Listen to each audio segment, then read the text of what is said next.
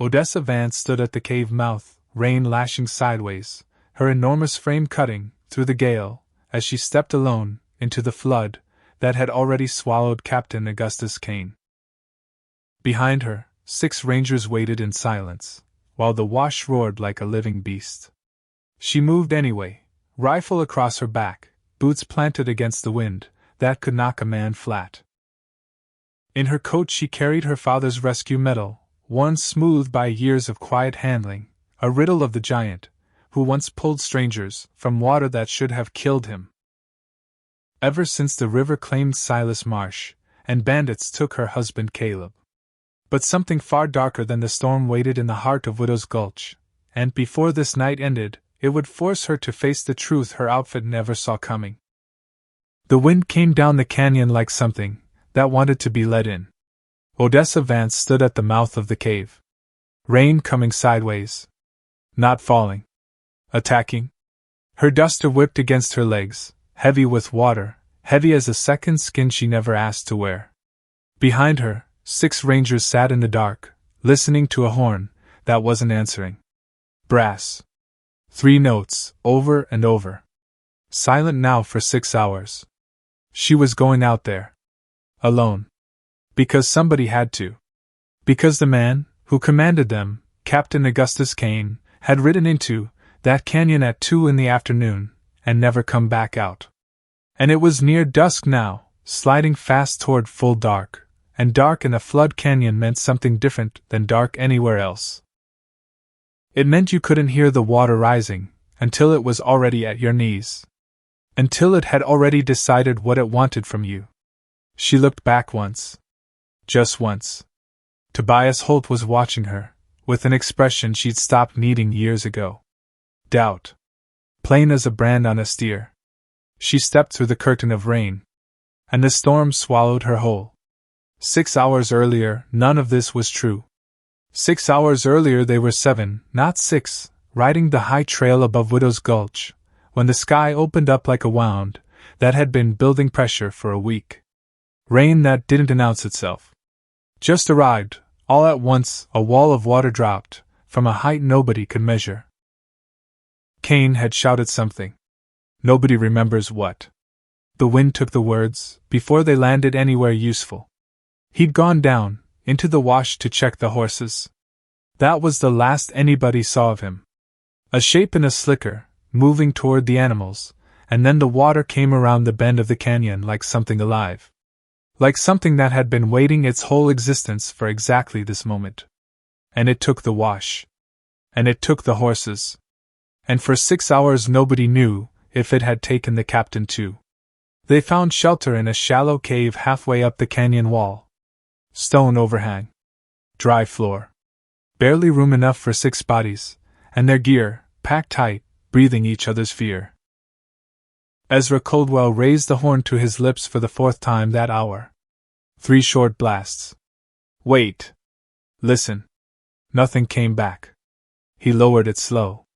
Like his arms had gotten heavier in the last 6 hours.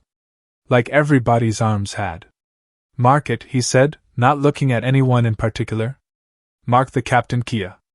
Effective. He stopped. Swallowed hard. Effective whenever this storm lets us bury him. Nobody said anything. Because what was there to say? Because 6 hours in that water, in that cold, in that current, a man doesn't survive it. Not even a man like Augustus Kane, who'd worn a star through 23 years of country that ate stars for breakfast. Not even him. Tobias Holt sat, with his back against the stone, staring at a spot on the floor like it owed him money it wasn't paying. 6 hours, he said. To no one. To everyone. Nobody survives 6 hours in that. Jesse Coop, the outfit's young medic, checked his pocket watch for what must have been the 100th time. Snapped it shut. Opened it again like the numbers might have rearranged themselves out of pity. The wash came up at 2, he said. It's near 8 now. If the captain went in hurt. He didn't finish that sentence. He didn't need to. Amos Dyer, the demolitions man everyone called Boomer, shook his head slow. Man survived the border wars, he said.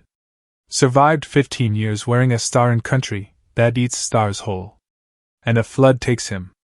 During a training ride. In country he's ridden 100 times before tonight. He spat into the dirt between his boots. Don't seem right. Nothing about tonight is right, Coldwell said. He drifted to the mouth of the cave, where the rain came down in sheets thick enough to hide the whole world beyond 10 feet. This storm wasn't supposed to hit like this. Wasn't supposed to turn the gulch into a river. Wasn't supposed to take our captain crossing a wash that's normally 3 feet wide, and slow as an old dog dreaming by a fire. Near the back of the cave, half swallowed by shadow, sat a woman built like something out of a tall tale men tell each other, when the whiskey's gone around twice. Odessa Vance. 26 years old. 6'11" in boots she never took off, not even to sleep, not since the day they buried her father, and handed her his instead of a badge, or a medal, or anything smaller, and easier to carry. Her Sharps rifle lay disassembled in front of her on an oiled cloth. Barrel.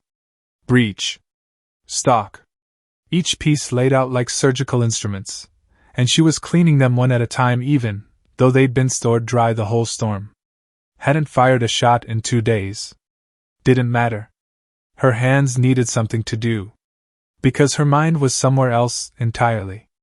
Her mind was 15 years gone. On a riverbank. With her father's voice still ringing in her ears like it had never once stopped ringing there. 15 years ago. The Marsh homestead, edge of Comanche territory, a spring flood, that folks still argued about at church suppers, each man's version bigger than the last. 11-year-old Odessa stood at the door of the soddy, watching her father read the sky the way other men read scripture. Silas Marsh. 6'9" himself, a giant even by the standards of a family that ran big, and known across 3 counties, as the man who could smell a flood coming before the first drop ever touched ground. Watch the grass, he told her. Not the clouds. The grass tells you which way she's turning, before the sky ever bothers to. Her mother, Ruth Marsh, sat at the table, with a ledger of her own devising, marking wind direction, and water levels in a hand steadier than most men's hands ever managed. Silas, she said, not looking up from the page. She's 11. You're teaching her to survive a flood like the ones that killed your own brother. She's 11, Silas answered. And someday she might need to know this anyway. He turned back to his daughter.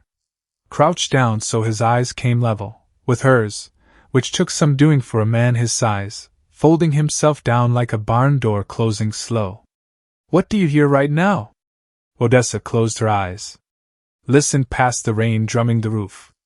Past her own heartbeat, which was too loud, too fast, the heartbeat of a child, who didn't yet know fear could be turned into a tool instead of carried like a weakness.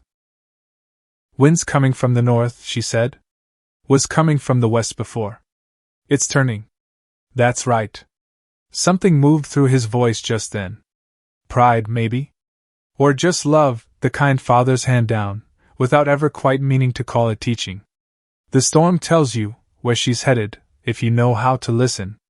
Ain't magic, Des? It's just paying attention, when everybody else has already given up and gone quiet. 3 days after that flood receded, the sheriff came asking for help. Bodies to find. Families to pull, from wreckage that used to be a life. And 11-year-old Odessa insisted on riding out with him, wouldn't hear a word otherwise. She watched her father pull 2 families from a collapsed barn, with his bare hands, moving timber that should have needed 4 men and a mule. She watched him wade into water that came up past his chest to reach a child stranded on a roof that was folding in on itself like wet paper. You don't leave people behind, he told her that night. Exhausted. Soaked clean through. Blood on his knuckles, from work she never asked him to explain. Don't care how tired you are. How scared you are. How impossible it looks from where you're standing. If somebody needs pulling out, you pull them out. That's the whole job, Des. Ain't complicated. Just hard, and those are 2 different things entirely. 2 years later. A different flood. Worse. Odessa was 13, when her father rode out to pull a family from a wagon stuck in rising water on the low road, a crossing everybody in 3 counties knew was death in a flood, like a scripture everyone had memorized. Everybody except the family in that wagon. Strangers passing through. No way of knowing. Silas Marsh got all 4 of them to dry ground. The current took him on the way back. They found his body 2 miles downstream, 3 days later, and at the funeral they gave his oldest daughter his boots.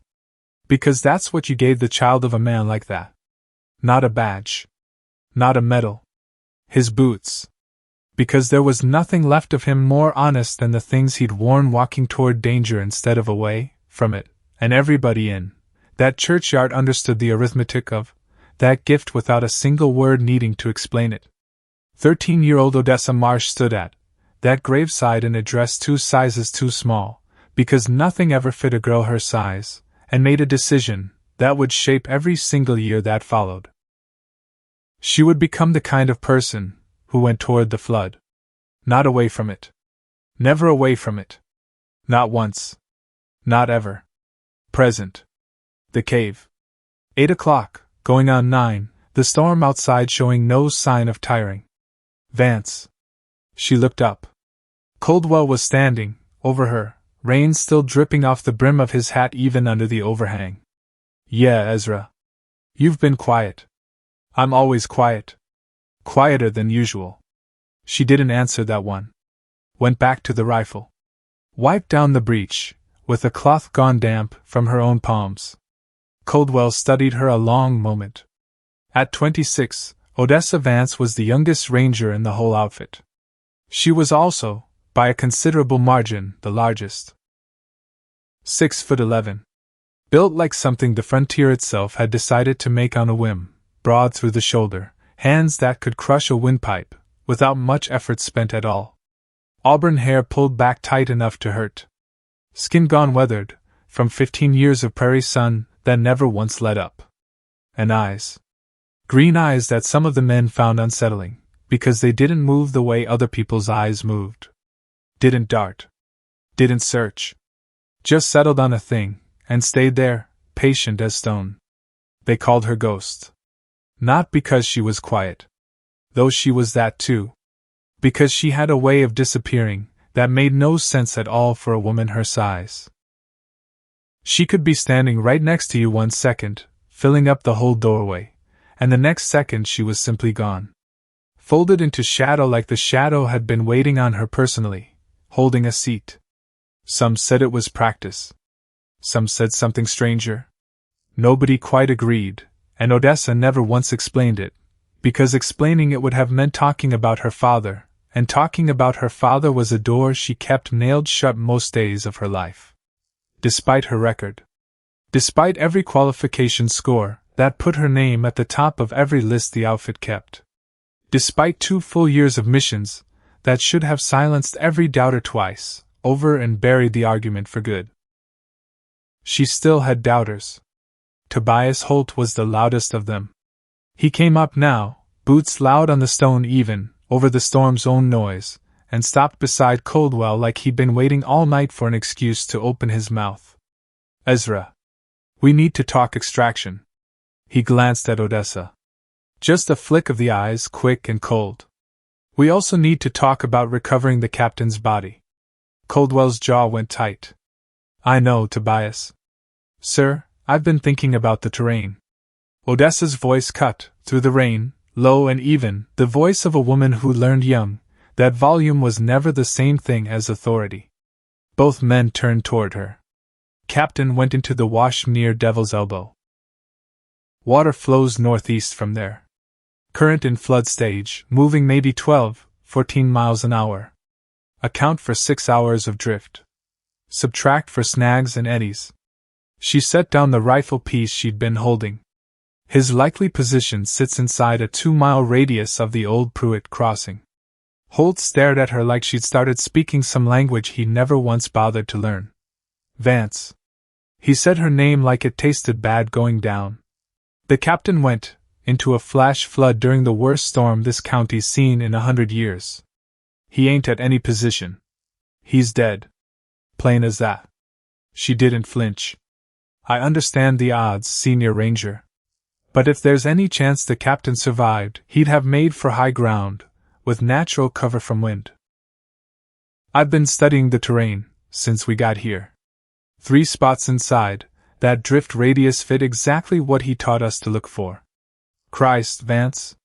Holt shook his head slow. This ain't about hope. Ain't about wishing hard enough at the right hour of the night. The man is gone. She started reassembling the sharps, hands moving through motions she could have done blind, could have done in her sleep.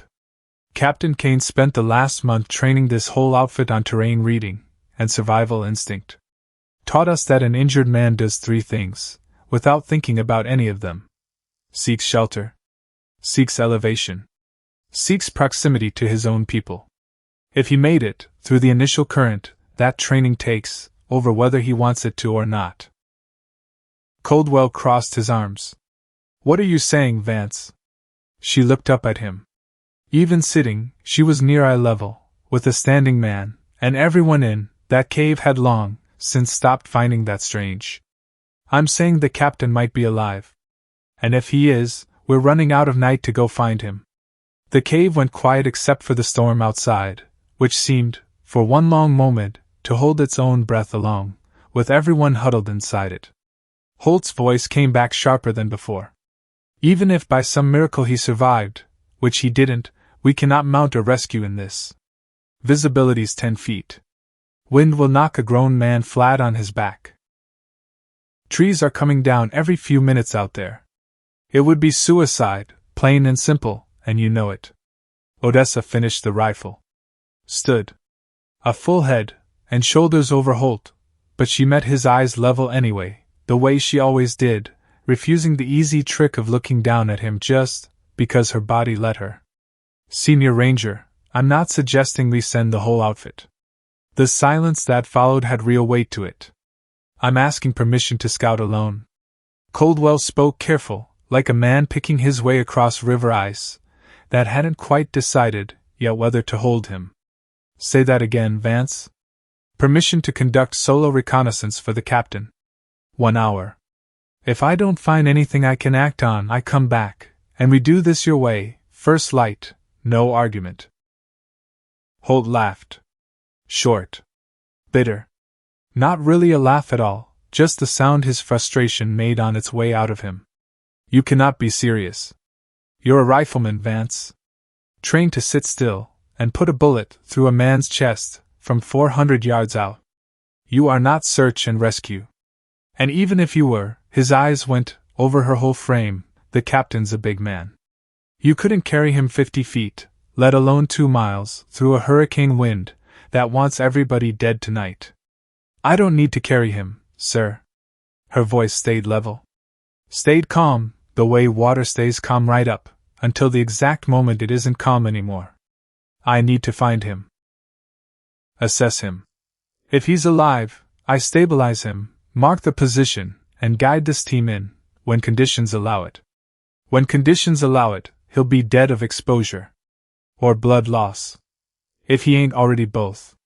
Then we'll have confirmation. A beat. Right now we're working off assumption instead of evidence, and assumption never once saved a man's life that I heard of. Coldwell held up a hand between them. Both of you. Breathe a second. He turned to Odessa. Vance, I appreciate the dedication. I do. But Tobias raises fair points here. This is Category 5 wind out there tonight. 0 visibility. Extreme hazard on every side a person could name. And you're talking about going out there completely alone. Ezra, I grew up in this. Training rides ain't the same as this, Vance. No, sir. Real storms. On the Marsh homestead, edge of the territory, where my daddy taught storms for a living, because the land demanded it of him. She took a breath, the first one that showed any strain at all. My father was Silas Marsh. Read weather for half this county, before it finally killed him. My mother still keeps ledgers on wind and rainfall nobody's ever once asked her to keep.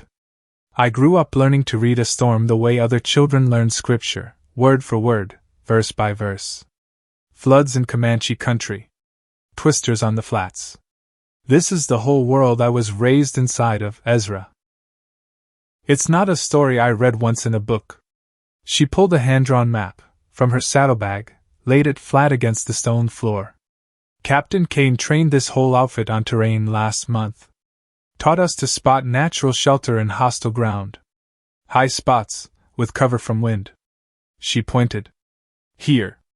Here. And here. Those are the only positions inside the drift zone that fit exactly what he taught us. I can check all three inside the hour, easy.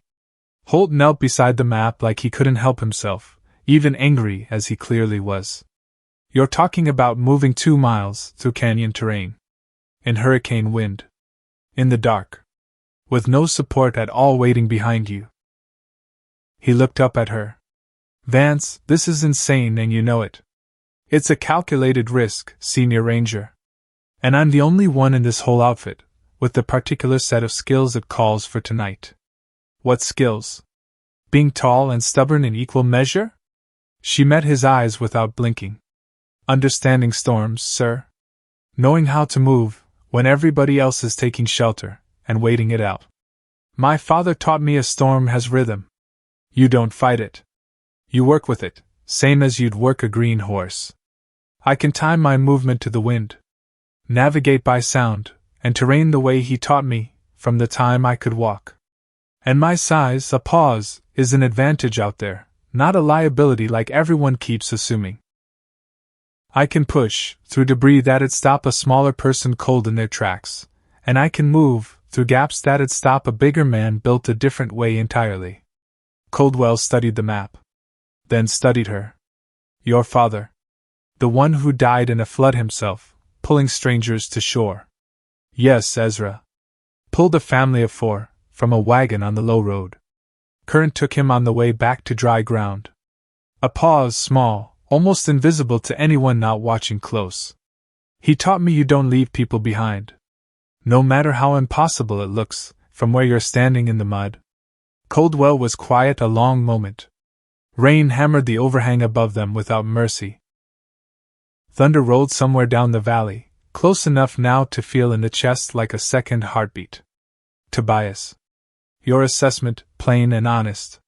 Holt stood, jaw tight enough to crack a tooth clean in half. My assessment is we'd be sending one of our own into a death trap on a hope that's maybe 1 chance in 100. And even if by God's own miracle she finds him alive out there, she can't get him out alone.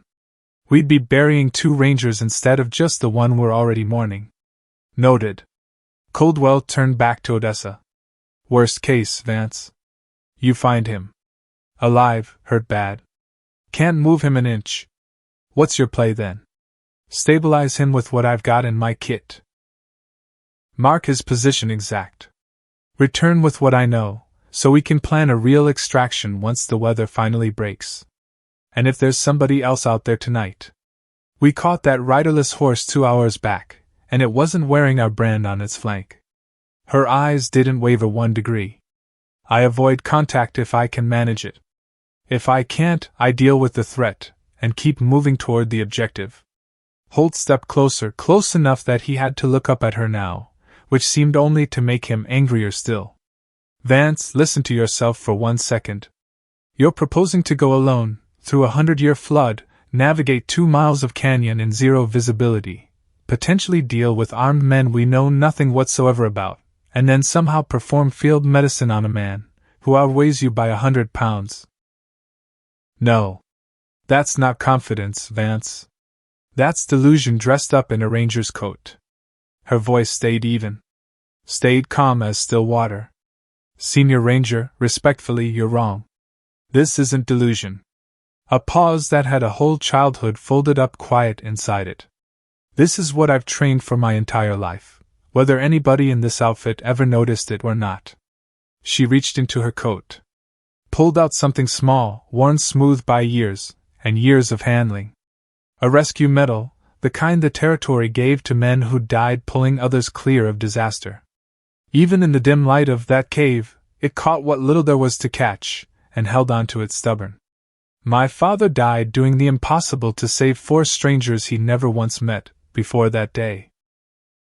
I'm proposing to risk myself to save one of our own. She closed her hand around the metal, tight. That's not delusion, sir. That's the job. Always has been. The cave went silent again, silent enough to hear the rain counting itself outside. Coldwell looked at the metal in her hand. Then at her face. And something there made him stop arguing entirely. It wasn't recklessness, he saw looking back at him. Wasn't bravado dressed up in the cheap clothes of courage. It was certainty. He'd seen that particular look exactly twice, before across his whole career, both times on men who'd gone on to do things that shouldn't have been possible at all, and had done them anyway, against every reasonable objection raised against them. 1 hour, Coldwell said quietly. Holt turned sharp. Ezra. 1 hour, Vance. His voice left no room whatsoever for a second argument to squeeze through. Signal check every 15 minutes. 1 shot straight up means you're alive, and still moving. 2 shots means you need us bad. If you miss a check, we mark you Kia alongside the captain, and pull out come first light, no exceptions made. Understood. If you make contact with hostiles, you break it off, and return to us. If you find the captain dead, you return. If you find him alive, and can't move him safe, you mark it, and return regardless. He held her eyes steady. And if I fire the recall signal, 3 shots, you obey it without question. No hesitation. No heroics played out for anybody's benefit. Are we entirely clear on this? Crystal, Ezra. Holt's voice came out tight enough to snap clean in half. Ezra. This is a mistake we're all going to regret. We're going to lose her out there tonight, same as we lost the captain. Maybe. Coldwell didn't look away from Odessa, not for 1 second. But she's right about one thing worth admitting.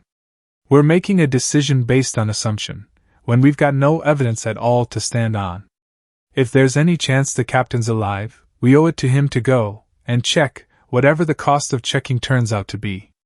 He met her eyes one final time. You've got 1 hour starting the moment you step out of this cave. Not a minute more than that, understood? She nodded once. Returned the metal to her coat, close against her chest. Began checking her gear, with the same mechanical precision she'd used cleaning the rifle minutes before. The sharps, secured across her back in oilcloth wrap. A revolver, checked and reloaded twice over.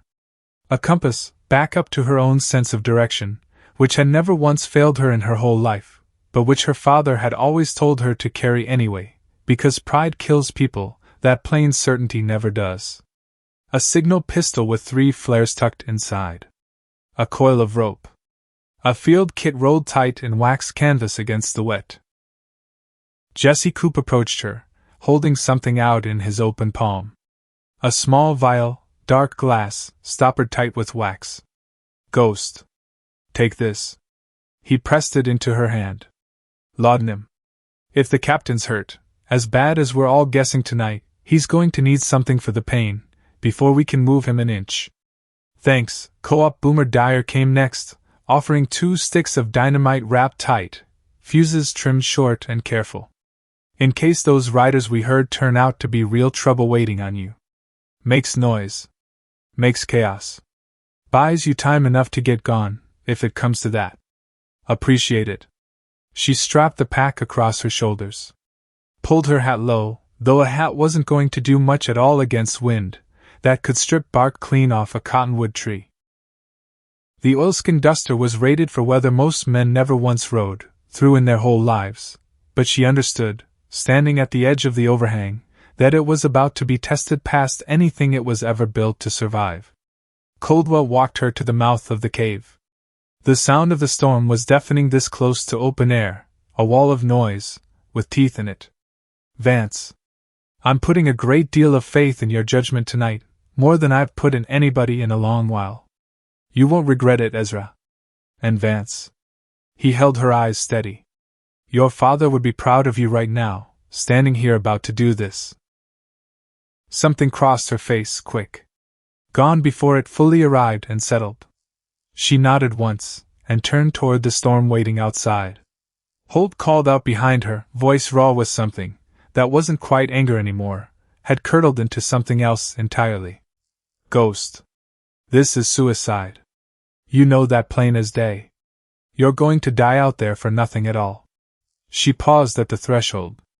The exact line between shelter and the storm's own teeth. Rain already soaking through the shoulders of her duster, patient and relentless. She turned back. If I die trying to save the captain, senior ranger, then I die the way my father did. Trying to bring somebody home to the people waiting on them. A breath. That's not nothing, whatever else you want to call it. And then she stepped into the hurricane. The wind hit her like a fist. Not a gust.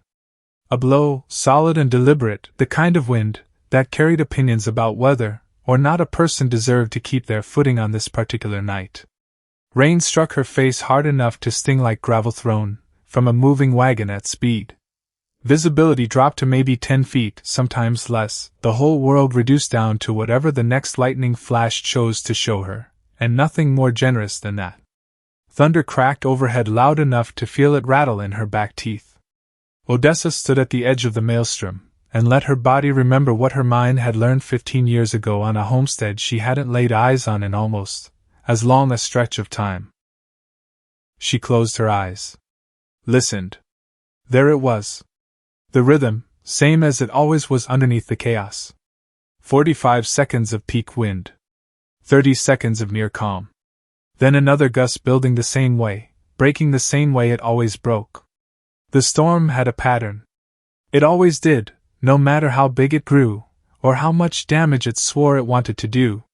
You just had to know how to listen for it, the way her father had taught her to listen for it, standing together in a doorway, with rain coming down around them both like the whole sky had finally decided to give up, and fall all at once. She opened her eyes. Checked her compass by feel more than by sight, rain running down the glass too fast to trust entirely. Northeast. 2 miles. 3 possible positions. 60 minutes on the clock, and counting down whether she liked it or not. She began to move. She timed her steps to the storm's own breathing, using the brief lulls to cover ground fast, and bracing hard against boulders and deadfall during the gusts that could have taken a smaller person clean off their feet without warning. She read the terrain, as much by feel as by sight, boots finding purchase on wet stone, through some sense that had nothing whatsoever to do with her eyes. Lightning gave her flashes of the landscape, brief and violent, burned into memory for the 3 or 4 seconds after each strike, before the dark swallowed it whole again like it had never happened at all. This was what her father had taught her, and she carried the lesson like a second set of bones. The storm wasn't an enemy standing against her. It was a place. And like any place on this earth, if you understood it well enough, you could move straight through it and come out clean on the other side. 15 minutes in, she fired her first signal. One shot straight up into the black. Somewhere behind her, muffled by wind and distance both, she thought she heard an answering call from the horn, faint as a memory of a sound. Maybe she only imagined it. Didn't matter either way. She kept moving. At the 20-minute mark, she found the first piece of evidence. A strip of oiled canvas caught on a thorn bush, torn clean from a slicker like the one the captain had been wearing that afternoon. She freed it, held it up in the next flash of lightning. Fresh tear. Recent enough to still mean something. He'd been here. Or at least his coat had passed through. She marked the spot mentally, filed the compass bearing away careful, kept moving northeast, following the same logic a trained man would use to navigate hostile ground under pressure. High spots. Natural channels. Away from the low places, where the current would pool thick and drown a man, without ever giving him fair warning first. At the 28-minute mark, she found the print. A boot mark, pressed into mud collected between 2 rocks, the rain already washing it away even as she crouched over it studying the shape. But it held for 1 more second. 1 more heartbeat of proof. Big man's boot. Captain's size exact. Pointed northeast. He'd been moving. Recently, and under his own power. Her heart picked up its pace despite every year of training, that told her plain not to let it. She fired her second signal, 2 flares this time, the emergency call, and pressed her ear toward the horn's echo drifting back thin, through the wind. Coldwell's voice, or something close enough to pass for it, distorted by distance, and rang into a question she couldn't quite make out whole. She didn't have time to answer it proper. Just fired one more flare, confirmation, and kept moving hard. Because if the captain had been walking an hour or 2 back, that meant he was conscious. That meant he was still fighting, still in the game, still worth every risk she was spending to reach him. At the 35-minute mark, she heard voices. She froze instant, every sense she owned coming alive at once, the way they'd come alive 100 times in training, and twice before in situations that weren't training at all. The wind howled without pause. The rain hammered down, without a shred of mercy in it. But underneath all that noise carried on a brief lull in the storm's own breathing. She heard men speaking. Low. Careful. Disciplined in a way that raised the hair along her arms. And they weren't speaking English. Odessa dropped into a crouch and moved toward the sound, with the patient precision of something that had learned to hunt long before it ever learned anything else worth knowing. She reached a low ridge and went flat against it, pulling her rifle scope free to use as a spotting glass in the dark. Through rain and near total black, lit for half seconds at a stretch by lightning, she saw them. 4 men. Moving in a pattern too disciplined to ever be accident or coincidence. Tactical spacing. Hand signals instead of shouting into the storm. Men who'd been trained by somebody who knew exactly what he was doing out here. One gave quiet orders to the others. Older. Maybe 50 years on him. A scar running down one side of his face, visible even at this distance, when the lightning caught it just right and held for that instant. And 2 of those men were dragging something behind them. A crude litter, made of lashed branches, and a torn slicker stretched tight across.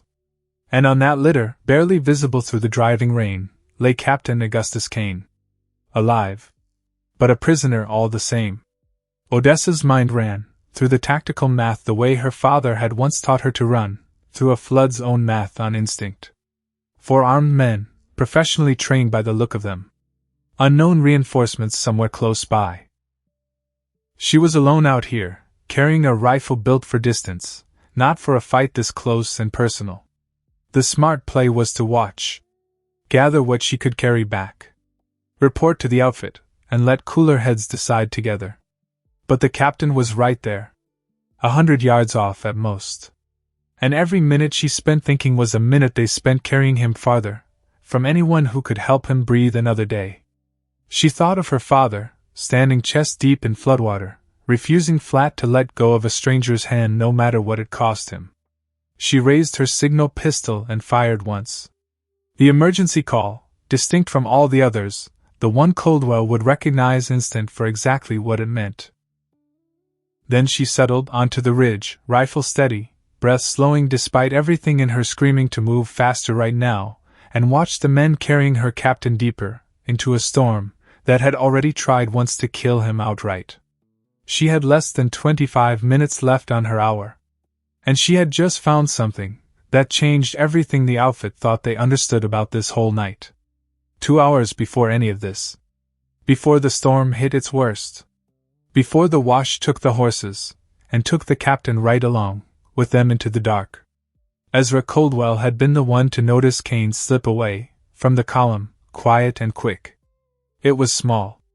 Easy to miss entirely, if a man wasn't watching close for it, which most of the outfit wasn't, riding hunched against a wind that was only just starting to bare its teeth at them.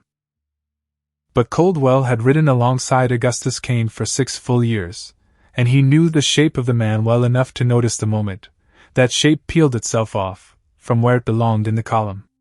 Kane had ridden to a stand of cottonwoods near the fork in the trail. Met somebody waiting there. A rider Coldwell didn't recognize, wrapped heavy against the weather, face hidden entire beneath a hood.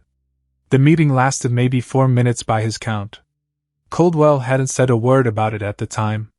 Figured it was outfit business, the kind of thing a captain didn't always share with his men, until he judged the moment right for it. Figured wrong, maybe? Figured it plain wasn't his place to go asking. But sitting in that cave now, watching Odessa Vance disappear into a storm that had already claimed his captain once, Coldwell found himself turning that 4-minute meeting over and over in his mind like a stone he simply couldn't set back down. Because Kane had been distracted ever since that meeting. Quiet in a way that wasn't like him at all. And 2 hours later he was down in the wash checking horses that a more careful man might have left well alone until the water settled some. Coldwell hadn't told Holt about the meeting. Hadn't told a single living soul. He was starting now to wonder if that silence had been a mistake he'd carry a long while. He was starting to wonder about a great many things he never once questioned before tonight. The railroad survey crews had come through this territory twice in the last month, marking a route that would cut clean across land the Rangers had spent a full decade protecting, with their own blood and time. There'd been talk, quiet talk, the kind that traveled through a territory like smoke, through dry summer grass, about a man named Whitfield Cole. Railroad money behind him. Territory influence stacked up deep. The kind of man who got exactly what he wanted, one way or another, and didn't much care which particular way that turned out to be in the end. Coldwell had dismissed all that talk as the usual noise that follows money into new country looking to expand. Now, standing at the mouth of a cave, listening to a storm that had come up faster and meaner than any storm had any right to come up, watching a giant of a woman disappear into the darkness hunting for a captain who might already be past all saving. Now he wasn't dismissing one single thing. Boomer's voice cut in, from deeper in the cave, sharp enough to break through his thoughts clean. "Ezra. Get over here a second." Coldwell turned. Boomer was crouched near the back wall, where a thin runnel of water cut through a crack in the stone, feeding down from somewhere high above them. "What is it?" "Timber." Boomer held up something small, waterlogged, half rotted through already. A piece of cut lumber, notched at one end, the kind of notch a man's own hand made, with a saw, not the kind that nature ever bothered making, with time alone. Found it caught against the rock down there. Current brought it down, from somewhere up the canyon, further than we've ever ridden this season. Coldwell took it. Turned it over slow. The cut was clean. Recent. Nothing about it belonged to any structure the Rangers had built, or even knew of in this whole stretch of canyon they patrolled. "There a mill upstream I don't know about?" "No mill." Boomer's voice had gone flat in a way that meant he'd already worked out what Coldwell was only just starting to suspect himself. "No cabin either. No bridge timber that anybody's filed a claim on. Nothing legal that'd put cut lumber this deep into a canyon nobody civilized bothers building in." "Then where'd it come from?" Boomer looked at him steady. Rain dripping down off the stone above them both in a slow, patient rhythm. "Ezra. I think somebody built a dam up this canyon a while back. And I think somebody just broke it wide open tonight, right on schedule." The words landed slow. Heavy as a coffin lid. The kind of words that changed the whole shape of everything a man believed about the last 6 hours of his life. Because a 100-year flood didn't need any help at all to turn deadly on its own. But if somebody had dammed the canyon upstream, let the water build behind cut timber, and packed earth for days, maybe even weeks, waiting patient for a storm big enough to hide entire what they'd gone and done, then breaking that dam open at exactly the wrong moment for exactly the wrong man wasn't an accident of weather at all.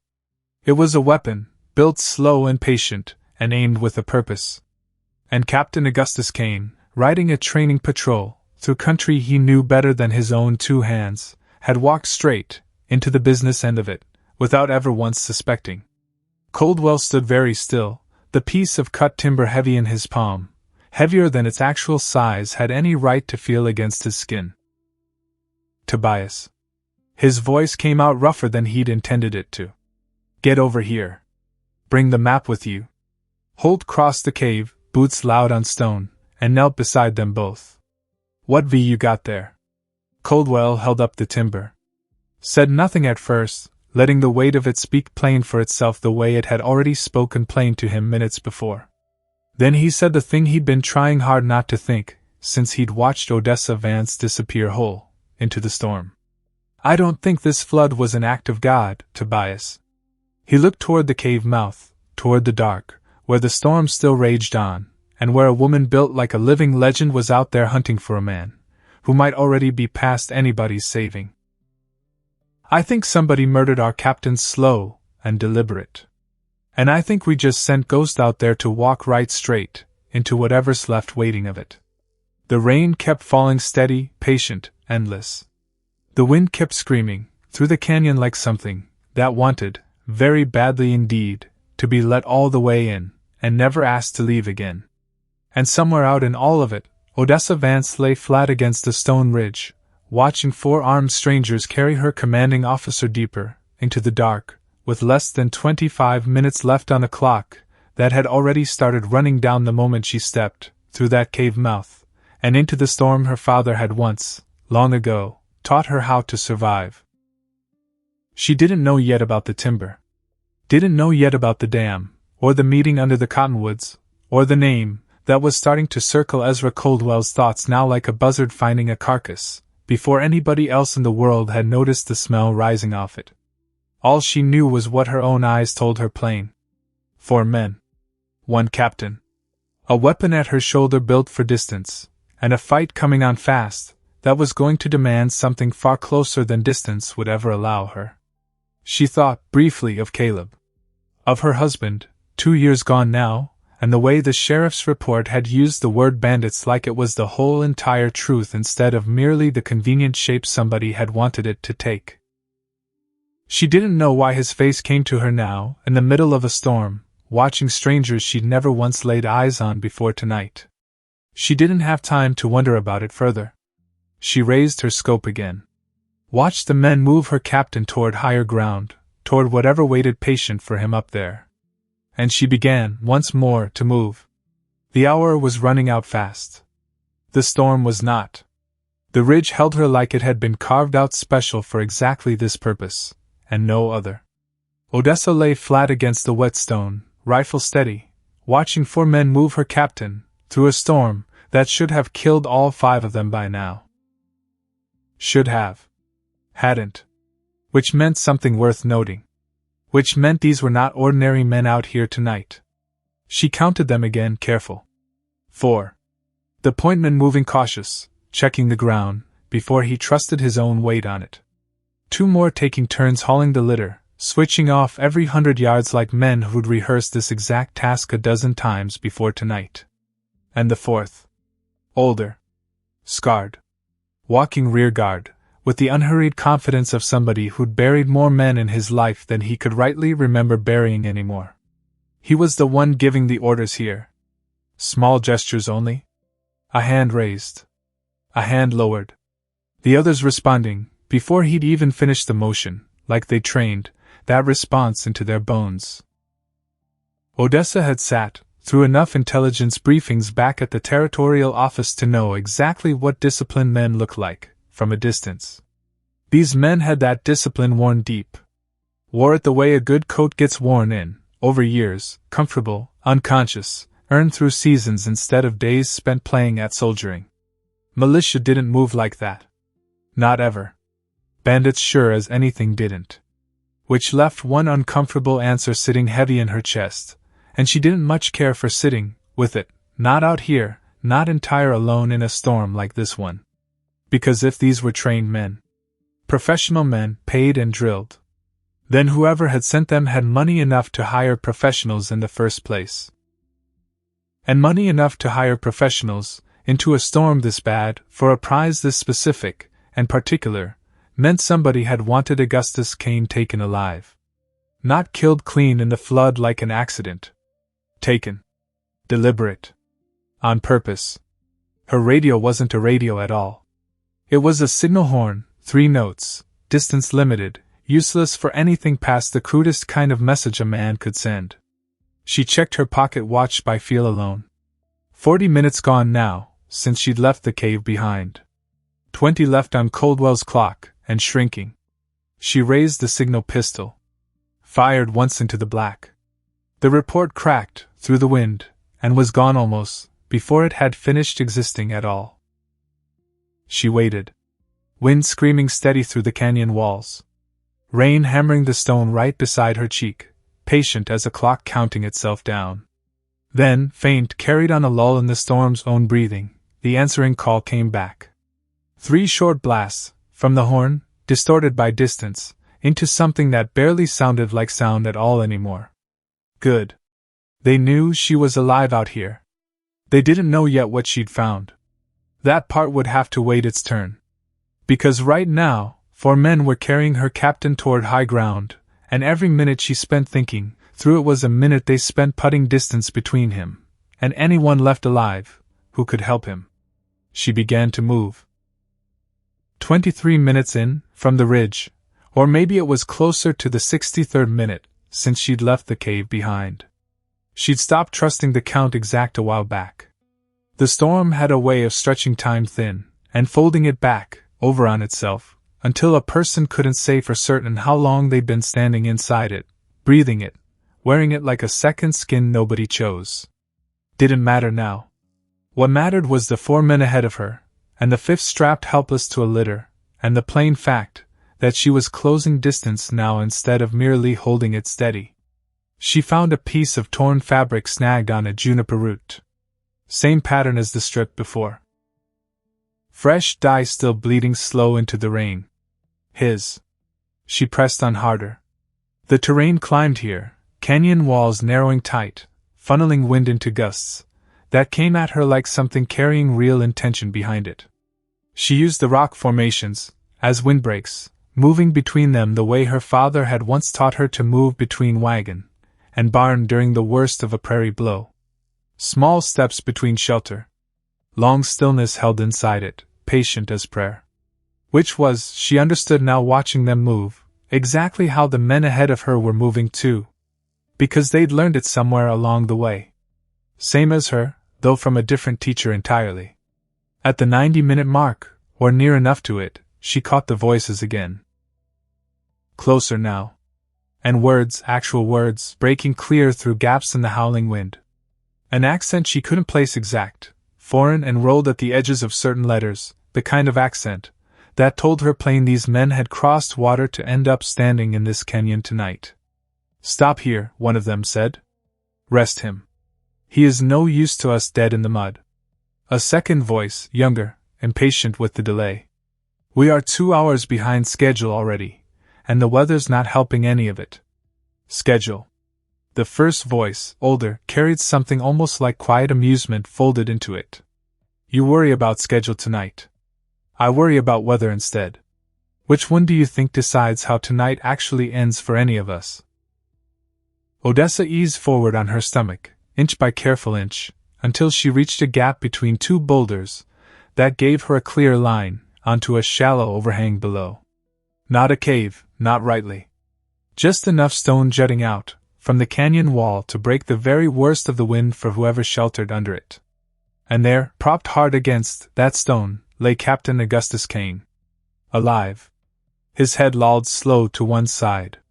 His left leg bent at an angle that turned her stomach even, from 30 yards off in the dark, the unmistakable geometry of a bone that had long since given up on being a bone anymore. Dark stains soaked clean through his coat in at least 2 places she could make out plain. He was breathing. She watched his chest rise. Fall. Rise again, shallow, but there, stubborn as anything. Alive. 4 men stood around him. 2 on watch, spaced wide to cover both approaches to the overhang, from either side. 1 crouched close near Kane, doing something to his leg that looked less like tending, and more like taking inventory of the damage. And the 4th, the older one, with the scar, stood apart, scanning the dark, with the patience of a man who learned young. That patience kept a body breathing longer than speed ever managed to. She didn't know his name yet. She would soon enough, and the knowing would cost her something she hadn't expected to spend on this particular night of her life. She keyed the signal horn's substitute, 3 fingers finding the small brass whistle Coop had pressed into her palm before she left the cave, the one meant for exactly this moment. One short blast. Coded. Contact made, no immediate danger, hold position and wait. She pressed it once. Waited. The wind ate the sound almost whole, but somewhere back at that cave, if the storm allowed even a scrap of it through, Coldwell would hear one note, where he'd expected three, and he would understand what it meant. She hoped he would understand it plain. Because there wasn't time to explain anything proper right now. Wasn't time for anything at all, but watching, and counting, and doing the math her father had once taught her about distance, and wind and the particular arithmetic of a shot that had to land true the first time, because there would be no second chance offered to take it again. The overhang sat maybe 80 yards off from her position. The nearest guard, 70 at most. Wind gusting somewhere between 40 and 60, hard to say precise, hard to trust her own instrument out here, with everything else screaming for her attention all at once. She unwrapped the sharp sloe from its oilcloth. Checked the load. Checked it again, though she already knew it was right, because her hands needed the small ritual of checking even, when her mind had already settled on the answer. Which was, she supposed, not so different from what she'd done back in the cave hours before. Cleaning a rifle, that didn't need cleaning at all. Hands needing work, so the mind could go wandering somewhere else entire for a moment. Except now the mind couldn't afford to go anywhere else. Now the mind had to stay exact right here, exact present, because one single wandering thought at the wrong second could send a bullet 6 inches wide of where it truly needed to land. She settled the rifle against a boulder. Extended her body flat behind it, patient. Breathed once, slow, the way her father had shown her on a riverbank 15 years gone now, when the storm outside had been smaller in size, but the lesson underneath it had been exactly the same lesson taught over again. You don't fight the wind, Des. You listen to it close. You wait for the moment it takes a breath, same as you're doing right now yourself. She waited. The gust built. Peaked. Began at last to fade. For a handful of seconds, the whole storm exhaled long and slow. The nearest guard shifted his weight, turning slight, his profile catching what little light the world had left to offer him. Odessa fired. The sharps kicked hard against her shoulder, the report swallowed almost instant by wind and thunder both together, and through her scope she watched the man's head snap back, before his body folded whole, and dropped behind a stone that hid him complete from his companion's line of sight. One down. She worked the breech open. Reloaded fast. Closed it firm. Found the second guard, through her scope, 70 yards further east, more alert now than the first one had been, moving with the particular unease of a man who sensed something gone wrong, without yet knowing exact what it was. He was reaching for a signal device of his own, some kind she didn't recognize, probably meaning to check on the man she just put down for good. She had maybe 10 seconds before that silence turned itself into an alarm raised loud. She tracked him steady. Waited for the wind's next lull, which came faster than she'd expected it to, the storm's rhythm shifting the way storms sometimes do, unpredictable even to somebody who'd spent a whole childhood learning their patterns close. He stepped into a gap between two boulders. Exposed for one single breath. No more than that offered. She fired. The bullet caught him center mass. He staggered, tried to raise a weapon that never once made it past his own waist, and went down hard into the mud. 2 down. But this one fell out in the open. Visible plain from the overhang, if anyone happened to look his way. Somebody looked. She heard shouting break out, foreign words she didn't understand exact, but understood entire anyway, the universal grammar of men discovering sudden they were under attack, from somewhere they couldn't yet see. Through her scope she watched the older man react instant, hauling Cain bodily behind the largest stone, moving him like he weighed near nothing at all despite Cain's considerable size, which told her something else entire about the older man, that she filed away careful for later use. Strength. Real strength, the kind that only comes from years spent doing exactly this kind of brutal work, over and over. The remaining guard took up a defensive crouch, scanning wild for a threat he couldn't yet locate exact in the dark and rain. 2 down. 2 remaining now, including the one who'd just proven he was stronger and calmer than either of the men she'd already put in the mud tonight. She relocated fast. 20 yards east, using the storm's own noise and the terrain's cover to mask her movement complete, finding a new position, with a different angle, onto the overhang below. The remaining guard was good, better than his dead companions had managed to be. He kept to cover tight, communicating with the older man in short bursts that carried no panic in them at all, just information past calm, as 2 men discussing weather over morning coffee. She needed him to move. Needed him exposed, even for 1 single second. She found a loose stone near her hand. Threw it 40 feet to her left, hard enough that it cracked against rock, with a sound sharp enough to carry even through wind this loud and relentless. The guard spun toward the sound instant. Fired 3 rounds into the dark, where the noise had come from, his muzzle flash lighting his exact position clear, as a signal fire lit on purpose. Odessa fired once. He dropped. 3 down. 1 remaining. And that one was the older man. The one who moved like strength itself given human shape. The one who'd hauled Cain behind cover, without so much as a grunt of effort spent. The one who, she suspected strong, hadn't made a single mistake yet tonight and wasn't about to start now just because 3 of his men lay dead in the mud around his boots. A voice called out through the storm, accented, unhurried, carrying no fear in it whatsoever that she could detect. American rifleman.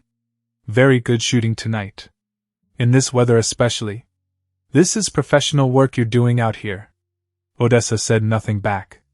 Kept her scope trained hard on the overhang, searching for any gap, any exposure, any mistake the man might finally make, that his dead subordinates hadn't already made first for him. I know you can hear me out there, the voice went on. You are Ranger, yes? You are here for your captain. This much I understand plain. This is honorable work you've come to do. Still nothing back from her.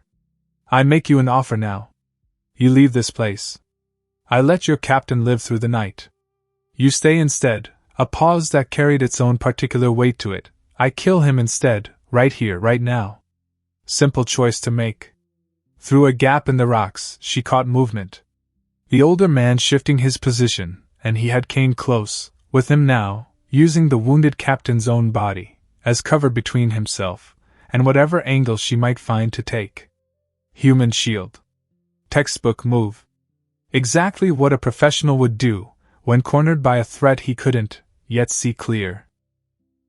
I count to 10 now, the voice called out, still calm, still almost pleasant in its delivery, the pleasantness somehow worse than shouting could ever have managed. If you do not show yourself, I shoot your captain dead. 1. Odessa's mind raced through every option available, and found not one of them clean. 2. She had no shot to take. The angle was wrong, the cover too complete, the wind too unpredictable to risk a shot that might just as easy kill the very man she'd come all this way to save. 3. 4. She needed to change the whole equation here. Needed something the older man hadn't planned for, hadn't rehearsed with whatever crew had trained him, into the particular kind of calm that let him count toward a man's death like he was only counting sheep before sleep. 5. 6. Her hand found the whistle at her collar. She blew it once, sharp, the emergency signal, praying hard the wind carried it far enough, praying somebody back at that cave heard it clear, and understood exact what it meant even if there wasn't one thing they could do to help her in the next 4 seconds of her life. 7. 8. She keyed an old trick instead, the only one left in her pocket. Raised her voice into the storm, throwing it toward the overhang, with everything her chest could manage to give it. You're surrounded. Ranger outfit's got your whole position marked already. Surrender now and you might live through this night after all. A laugh came back at her.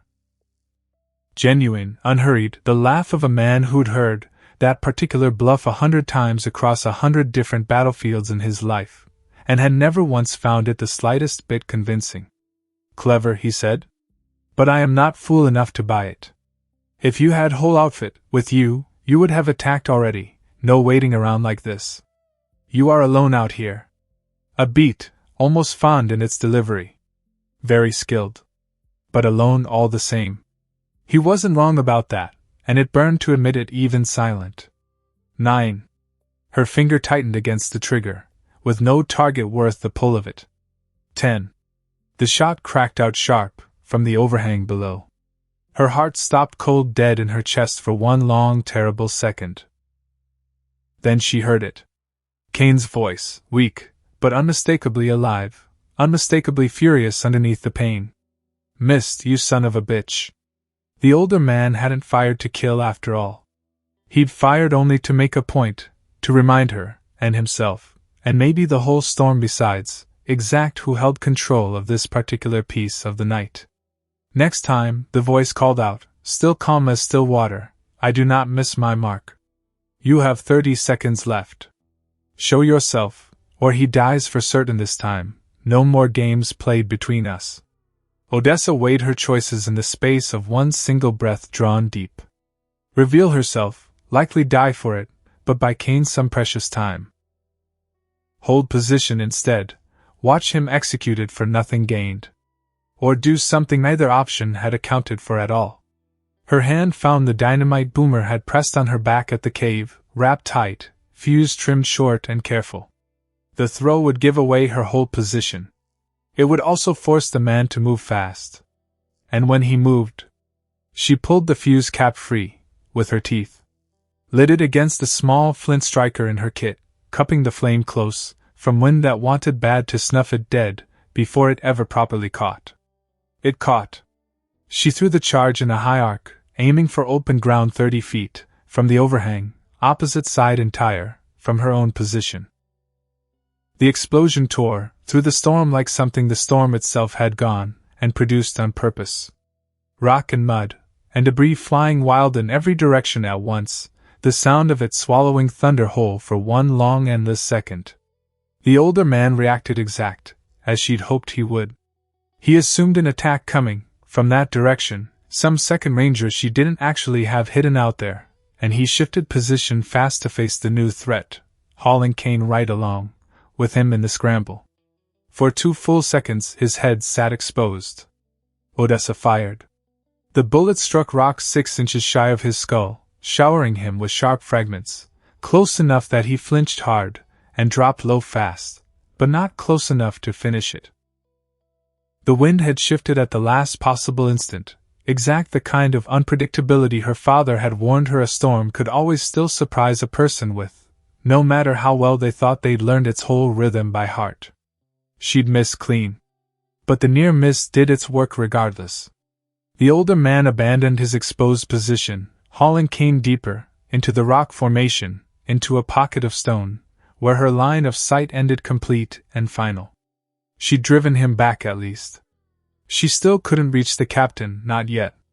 Her whistle code carried the update, as best it could manage, 3 short blasts meaning contact ongoing, hold position, do not advance further. Whether it reached the cave at all, through wind this loud, she had no way of knowing for certain. She began circling wide, working her way around the formation on a broader arc, using storm and stone both to mask her movement complete, searching for an angle that might give her back what the explosion had briefly stolen away from her. The movement cost her precious time she didn't rightly have to spare, with Kane's blood loss ticking forward steady, with every one of those minutes spent.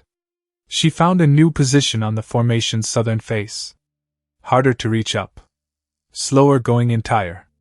But it opened a narrow gap into the deeper pocket of stone, where the older man had gone to ground. Through that gap, she saw Kane again, propped hard against rock, barely conscious now, his color gone the pale gray of a man running short on blood, and time both together. She still couldn't see the older man clear. Just a shape moving at the edge of her vision, careful, unhurried, a man who understood exact how much danger he stood in, and had decided, somehow, not to let it change one thing about how he moved through it. Then she heard something else entire. Distant. Faint beneath the wind's own noise. Wagons.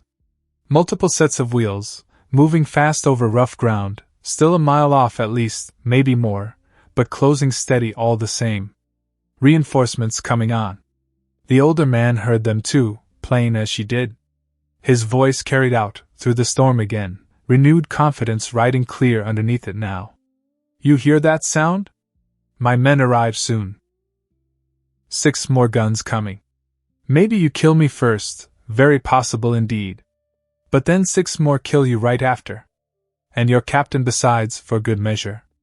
No win in this for you tonight, Ranger, however you look at it. Odessa checked her ammunition by feel alone. Counted rounds, remaining careful. Not enough, not by half, not against 6 more professional guns added, onto whatever remained already of the 4 she'd fought clean through. She needed to close this whole thing, before those wagons ever arrived on scene. She moved again, faster now, less careful than she'd been all night long, because careful had plain run out of time left to spend on caution. She worked around to a final position, one that put her almost level, with the pocket of stone, where Cain and his captors sheltered close together. And there, finally, she caught the older man clear in a lightning flash, that held just long enough. 60 years on him, maybe close to it. Scarred down one whole side of his face in a way that spoke of some old war she couldn't rightly name. Pale eyes that held no fear at all in them, not even now, not even with 3 of his men lying dead, and a woman built like a legend somewhere out in the storm hunting the 4th relentless. Then his eyes came up sudden. Found the exact spot, where she lay hidden, as if he'd known all along precise, where to look for her. There you are, he said, in English now, almost gentle in the delivery. I wondered how long you would take finding this particular angle on me. Odessa didn't answer him back. You are good, he went on. Better than good, truly. I have fought many soldiers in many countries across my life. Not many who move like you move tonight. Not many who kill 3 men in a storm like this one, and still keep coming after more. She kept her rifle trained hard on the gap, where Cain sat, waiting, patient. The way her father had taught her patience was the one weapon that never once ran out of ammunition to spend. You have a name? He asked her, almost conversational. Still nothing back. No matter at all. I have heard of you anyway, even before tonight ever happened. A pause, deliberate, the kind of pause a man uses when he wants a thing to land exact right, where he's aiming it. Ghost. Is this what they call you out here? Something in her chest went very still all at once. Yes, he said, reading her silence correct for what it was. I have heard the name spoken before. From a man I did business with once. 2 years past now, maybe close to it. Territory business. Railroad business, the kind that pays well for quiet work. Another pause, longer this time, deliberate as the first. A man named Vance. The whole world narrowed down to a single point of focus. Caleb Vance, the voice said, unhurried, savoring each word like it cost him nothing whatsoever to spend on her. Deputy Marshal, yes? Killed by bandits, they said at the time. Very sad story indeed. Very convenient story, too, when you stop to think it through proper. Odessa's finger tightened hard on the trigger, and for one terrible second, her whole body wanted bad to fire on instinct alone, wanted to put a bullet clean through that calm accented voice, and whatever ugly truth it carried inside it. She didn't. Because firing blind, firing angry, was exact the mistake her father had spent a whole childhood teaching her never once to make, no matter the provocation offered. You knew him, she said. Her own voice came out rougher than she'd intended it, the first word she'd spoken aloud since this whole engagement began in earnest. I knew of him. Different thing entire from knowing a man himself.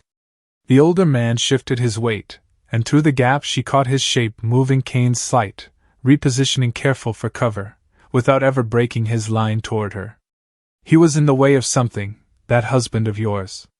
Same as your captain finds himself in the way of something now tonight. Same money behind it, I think. Same railroad pushing through.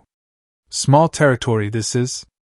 Everybody's business tangles up eventual, with everybody else's business, given enough time to let it happen. Say his name again, she said, and tell me plain, who paid for it to happen? The older man's laugh carried out, through the storm, low, almost sympathetic in its tone. You want a name to hate, he said. I understand this feeling well enough. Every soldier wants a name to hate, so the killing means something more in the end than mere money-changing hands. A pause. But I only take payment offered, Ghost. I do not ask, who signs the paper underneath it. This is how I have lived 30 years in this business. Better for a man's health, not asking too many questions of the people who pay him. Her hands stayed steady on the rifle throughout. Her hands were always steady, whatever else happened around them.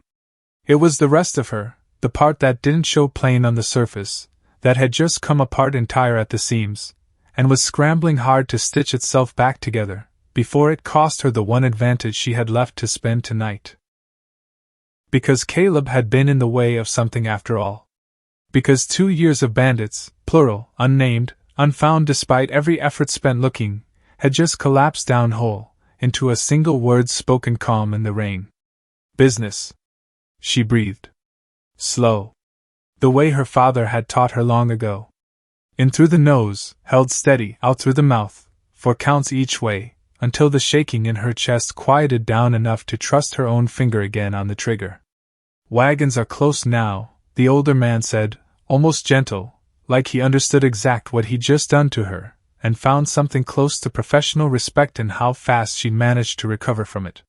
You should decide soon what you intend to do next here. She realized sudden, less time left than she'd thought going in. And more reason now than she'd had 10 minutes back to make certain this man never left this canyon breathing air again. The badge came before the wagons ever did. She found it, while circling wide for a final angle, half buried in mud near, where the 3rd guard had fallen, the one she'd killed clean, with the thrown stone trick. A small tin star, territorial pattern, the kind every ranger in the whole outfit wore pinned inside a coat pocket rather than displayed open, standard practice for men, who sometimes needed to pass unnoticed through hostile ground on assignment. She picked it up careful. Turned it slow in the lightning's brief light. Ranger issue. Outfit issue exact.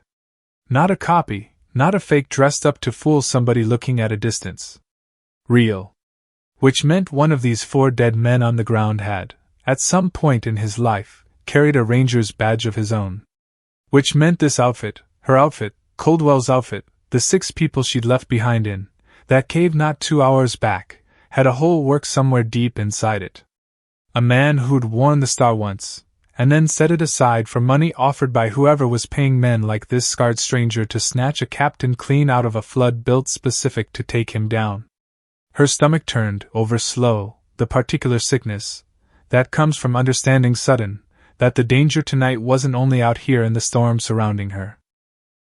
It was back at that cave too, sitting close beside a fire, wearing a face she likely knew well, and trusted without thinking twice about it.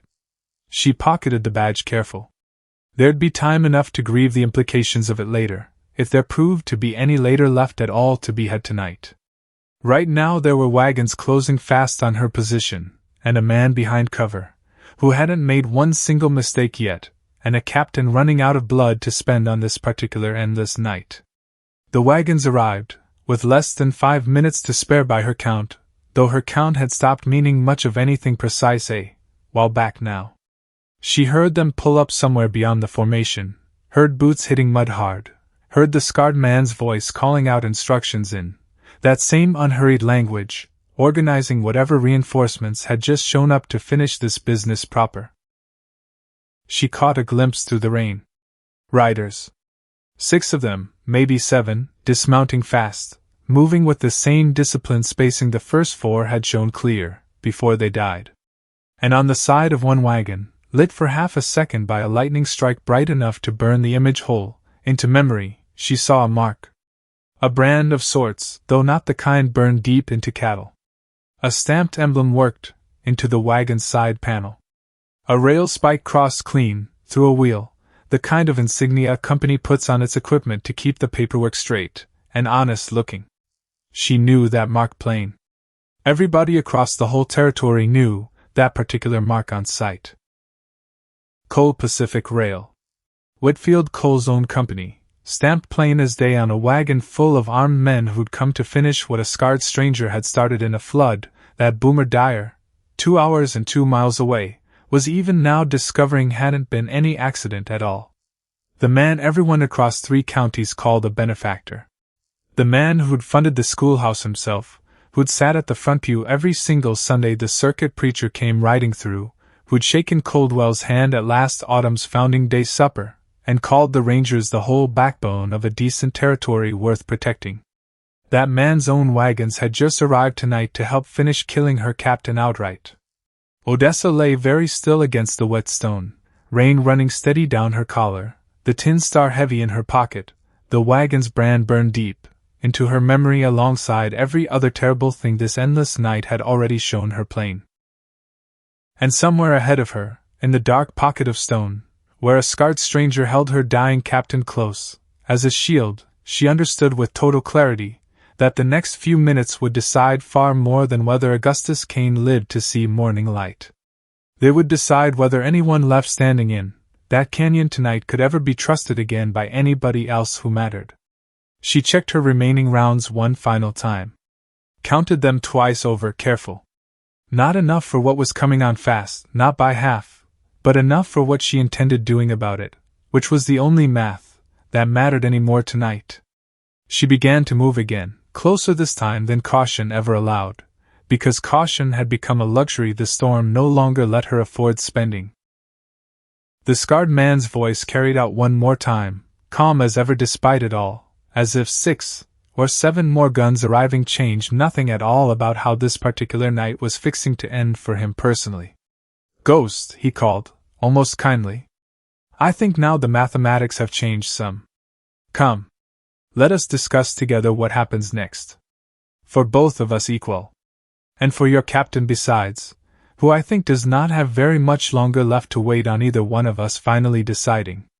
Odessa raised her rifle one final time, found the narrowest sliver of an angle the pocket of stones still allowed her to work with, and understood plain that whatever came in the next 60 seconds would either bring Augustus Kane home safe, or bury him in this canyon alongside 3 of the men who'd already tried to take him from it tonight. She breathed once. Slow. And she moved toward the only shot she had left to spend. The gap in the rocks gave her almost nothing to work with. A window barely wider than her own 2 hands held side by side, opening onto a slice of the pocket, where Kane sat propped against stone, chest rising and falling in shallow rhythm, and where the scarred man moved just beyond her line no matter how she shifted her position around. He was good. She had to give him that much credit, even hating him now the way she hated him fresh, even carrying Caleb's name in her chest like a coal that refused to stop burning. He kept Kane between himself and every angle she tried working, moving with the patience of a man who understood plain that patience, out here tonight, was worth more than any weapon either one of them carried between them. "The wagons will circle soon," he called out. Still calm. Still that same unhurried courtesy that made her skin crawl worse than any shouting ever could have managed. "My men will find your position within minutes now. You know this plain. I know this plain.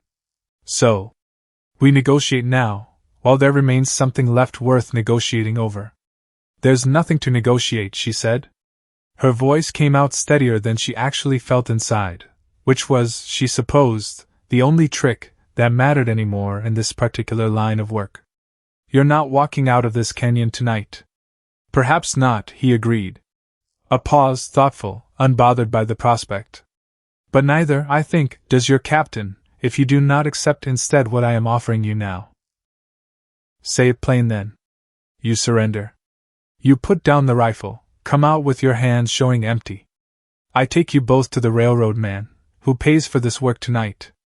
He decides what happens next for the both of you. Maybe he ransoms you back to your outfit for a price. Maybe he does something else entire. But your captain lives long enough at least to see a doctor properly. This much I promise you plain. My word is worth something still, even now, even after everything. Your word killed my husband." The words came out, before she'd rightly decided to say them at all, raw, unguarded, the first true crack showing in the composure she'd carried whole through every single minute of this fight. Silence answered her back. A long one, longer even than the storm's own natural lulls, long enough that she wondered if she'd finally landed something that cost him more than her near-miss bullet had cost him earlier. "I did not kill your husband myself," he said finally. Quieter now. Something almost like honesty folded into it. "I only told you a company killed him for its own reasons. Same as this same company kills your captain tonight, if you do not think very careful in the next few seconds you have left." Boots splashed through mud somewhere beyond the formation, closing steady.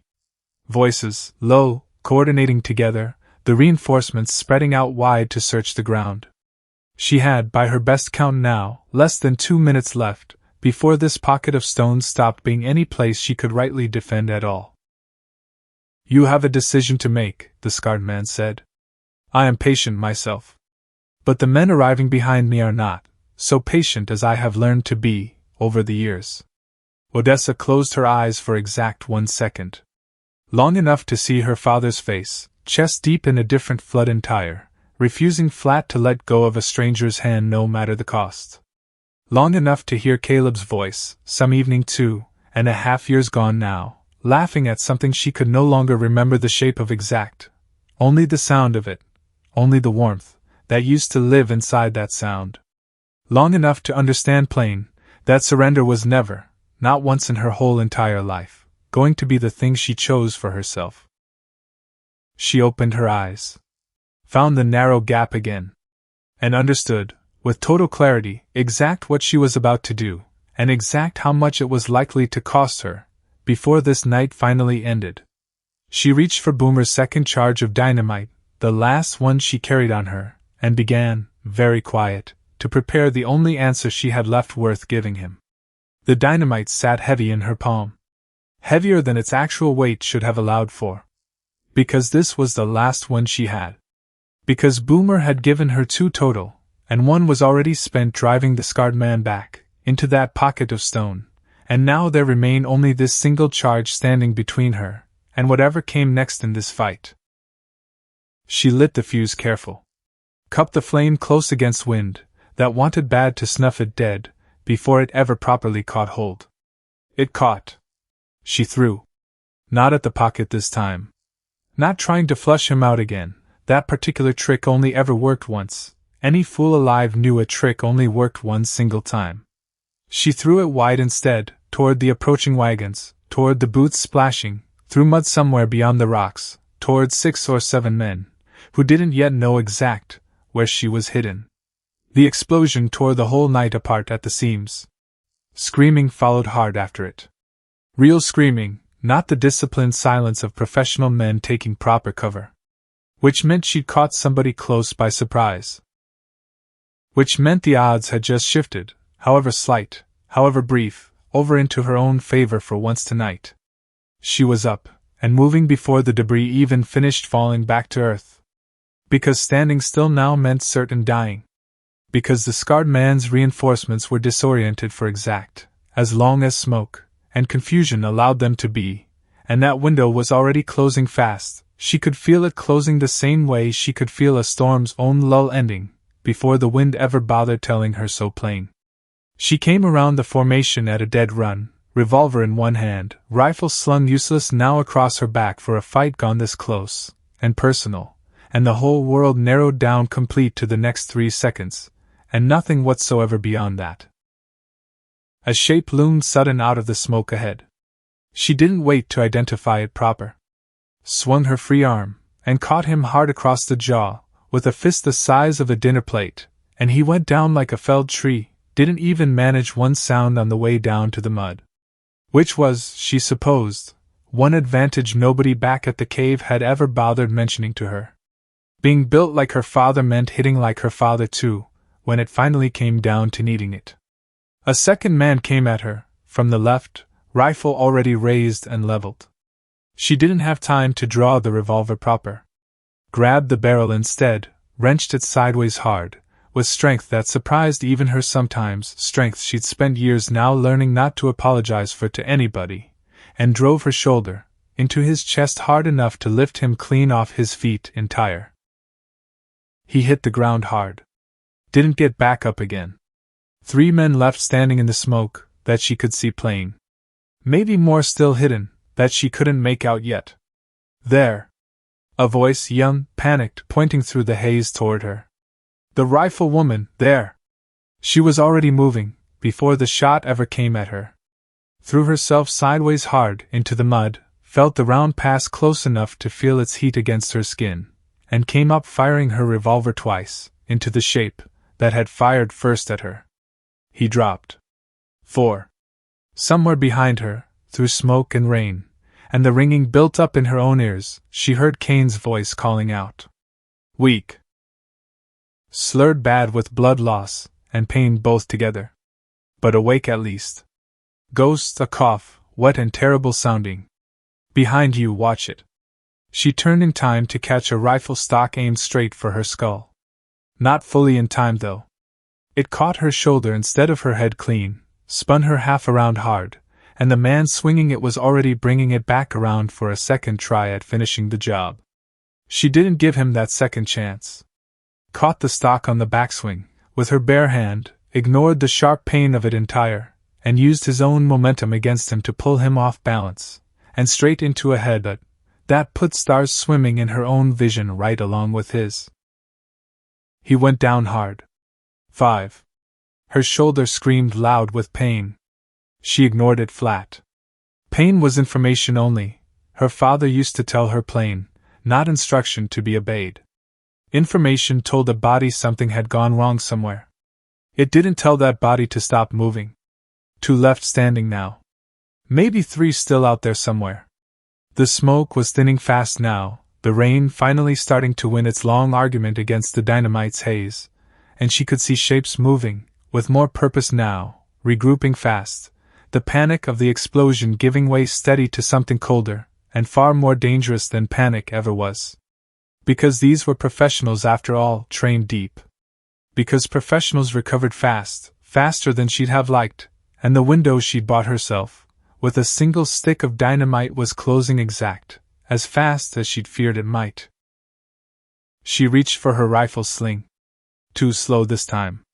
A man crashed into her hard from the side before she cleared the strap, and they went down together, into the mud, grappling close, his hands finding her throat, before hers found anything useful at all to fight back with. Which was a mistake on his part, though he couldn't have known it yet. Because she outweighed him by 60 pounds at least, easy, and weight in a mud fight fought close to the ground was worth more than any amount of clever technique a man might bring to it, and she used that weight now, rolling hard, putting every ounce of it behind the motion, until he was under her instead of over her. His grip loosened fast.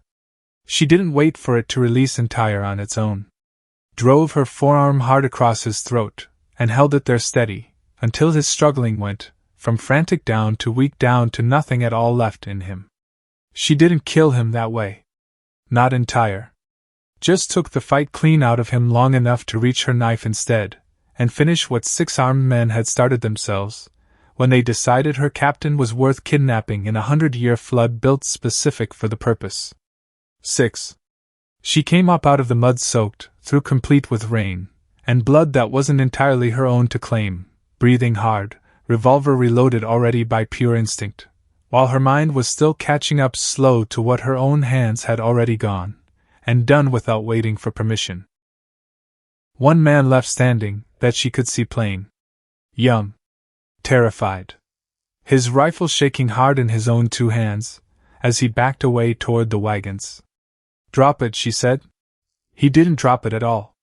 He ran instead, disappearing whole into the dark, and ran toward wherever the wagons had first come from, and she let him go free, because chasing him down meant leaving Kane behind unguarded, and leaving Kane behind was never, not once in her whole life, going to be a thing she chose to do. She stopped counting after that. Didn't matter anymore how many. What mattered now was the pocket of stone, where her captain lay waiting, and the scarred man, who was still somewhere inside it waiting too, and the plain fact that the smoke was clearing fast enough now that she had maybe 30 seconds left before whatever came next arrived in earnest upon her. She found him waiting for her there. Not hiding at all. Not cornered the way she'd half expected, the way 6 dead men and a scattered 7th should have rightly left him feeling. He sat propped against the stone wall of the pocket, one hand pressed hard against his own side, blood dark and spreading steady between his fingers. Her round. The one that had grazed close during the first exchange, the one she'd thought had only showered him with sharp rock fragments, and nothing worse. It had done considerably more than that to him. Ghost, he said. His voice had changed some. Less courtesy folded into it now, less of the unhurried calm he'd worn all night like a piece of armor through this whole engagement. Just tired now. Just a man running short on blood in a canyon far from wherever home was for him. You are thorough. I respect this quality in a person. She kept the revolver trained hard on him. Kept her distance too, the way training told her plain to, even though every part of her wanted bad to close that distance and end this the same way she'd already ended the others tonight. Where's Cole? She said. Something flickered quick across his face. Surprise, maybe, that she already carried the name with her. Not here, he said. Never here at all. Men like him do not get their boots muddy for this kind of work. He coughed hard, and blood came, with it, dark against the gray of his own beard. I am Klaus Voss. In case you wonder, whose grave you are about to go and make tonight. I don't care about your name, she said flat. No, he agreed easy. You care about your husband's name instead. This I understand better than you might think I could. Her finger tightened hard on the trigger, and she made herself breathe slow, made herself hold the shot she wanted, so bad to take right then, because a dying man's confession was worth considerably more right now than a dying man's silence ever could be. Talk, she said. Voss looked at her a long moment. Rain running steady down his scarred face, mixing thin with the blood at his mouth, and something in his expression settled slow into something close to resignation. Cole hires men like me for many years now, he said. Small jobs mostly. Land disputes here and there. A rancher who will not sell his own land. A marshal who asks too many questions about railroad surveys crossing land that is not rightly his to survey through. A pause, a wet breath drawn hard. Your husband asked too many questions, I think. 2 years back now. About a route planned through territory that should have gone around the marsh land entire, not straight through the middle of it. Odessa's chest went very still all at once. He found papers, Voss went on. Filed a report proper, with the territorial office about it. Cole could not let that report ever reach a judge, who was not already paid for in advance. Another cough, worse this time. I was not the one who killed him myself. Different men entire did that work. Cole keeps many hands working for him, does not like one hand to know what the other is doing at any given time. But I know the job happened plain. I know who paid good money for it to happen. Say it, she said. Whitfield Cole. The name came out flat, final, the last currency Voss had left to spend on a night that had already cost him everything else he owned. Same man who pays for tonight's work too. Your captain asked the same kind of questions your husband once asked. Different route this time around, same railroad pushing through, same money changing hands underneath it all. A ragged breath drawn slow. He should have listened close when the first marshal disappeared, without a trace. Should have known plain that asking questions is dangerous work in a territory like this one. Odessa stood very still, rain running steady down her collar, the revolver held steady in a hand that had gone strangely cold despite everything her body had just survived through tonight. 2 years. 2 full years of grief she'd carried close like a stone lodged in her chest, 2 years of a sheriff's report that said only bandits, and never once said one word more than that, and here, finally, in a canyon full of dead men, was the truth she'd long since stopped believing she'd ever get the chance to hear spoken plain. Why tell me this, she said. You could die with it still. Take it with you into the ground. Voss almost smiled at that. Almost. Because I am dying either way tonight, Ghost. And because a man likes to leave something behind besides only bodies in the mud. His hand, the one not pressed hard against his wound, moved slow toward the inside of his coat. She raised the revolver higher, a plain warning. Easy now, he said. Not a weapon, I promise you. His fingers found something inside his coat, and drew it out slow. A small photograph, water-stained bad at the edges, protected as best as a dying man could manage protecting anything out here tonight.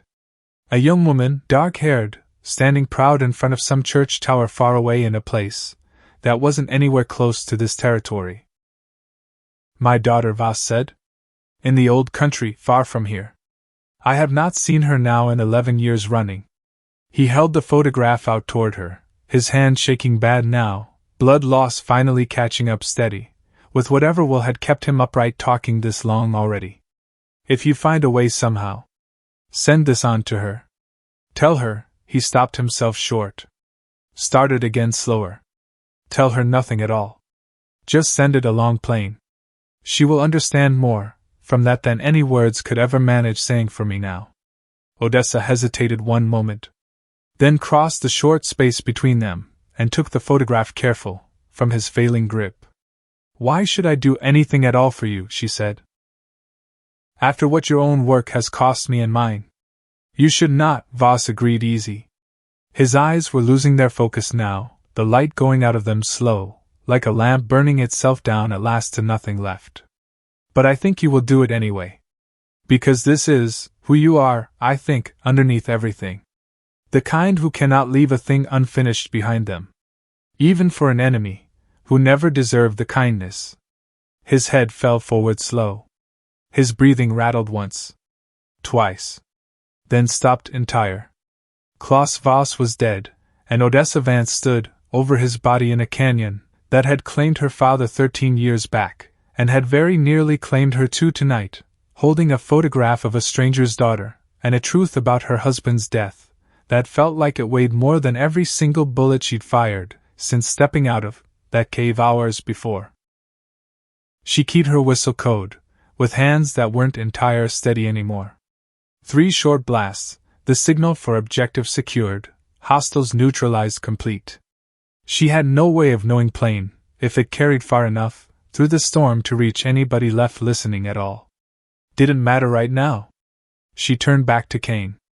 He was watching her, with eyes that had gone glassy bad at the edges, blood loss and pain working together steady to pull him down towards somewhere she couldn't follow him.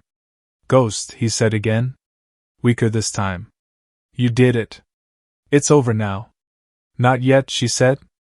She knelt beside him, checking his leg close, checking the wounds at his shoulder, and sighed both.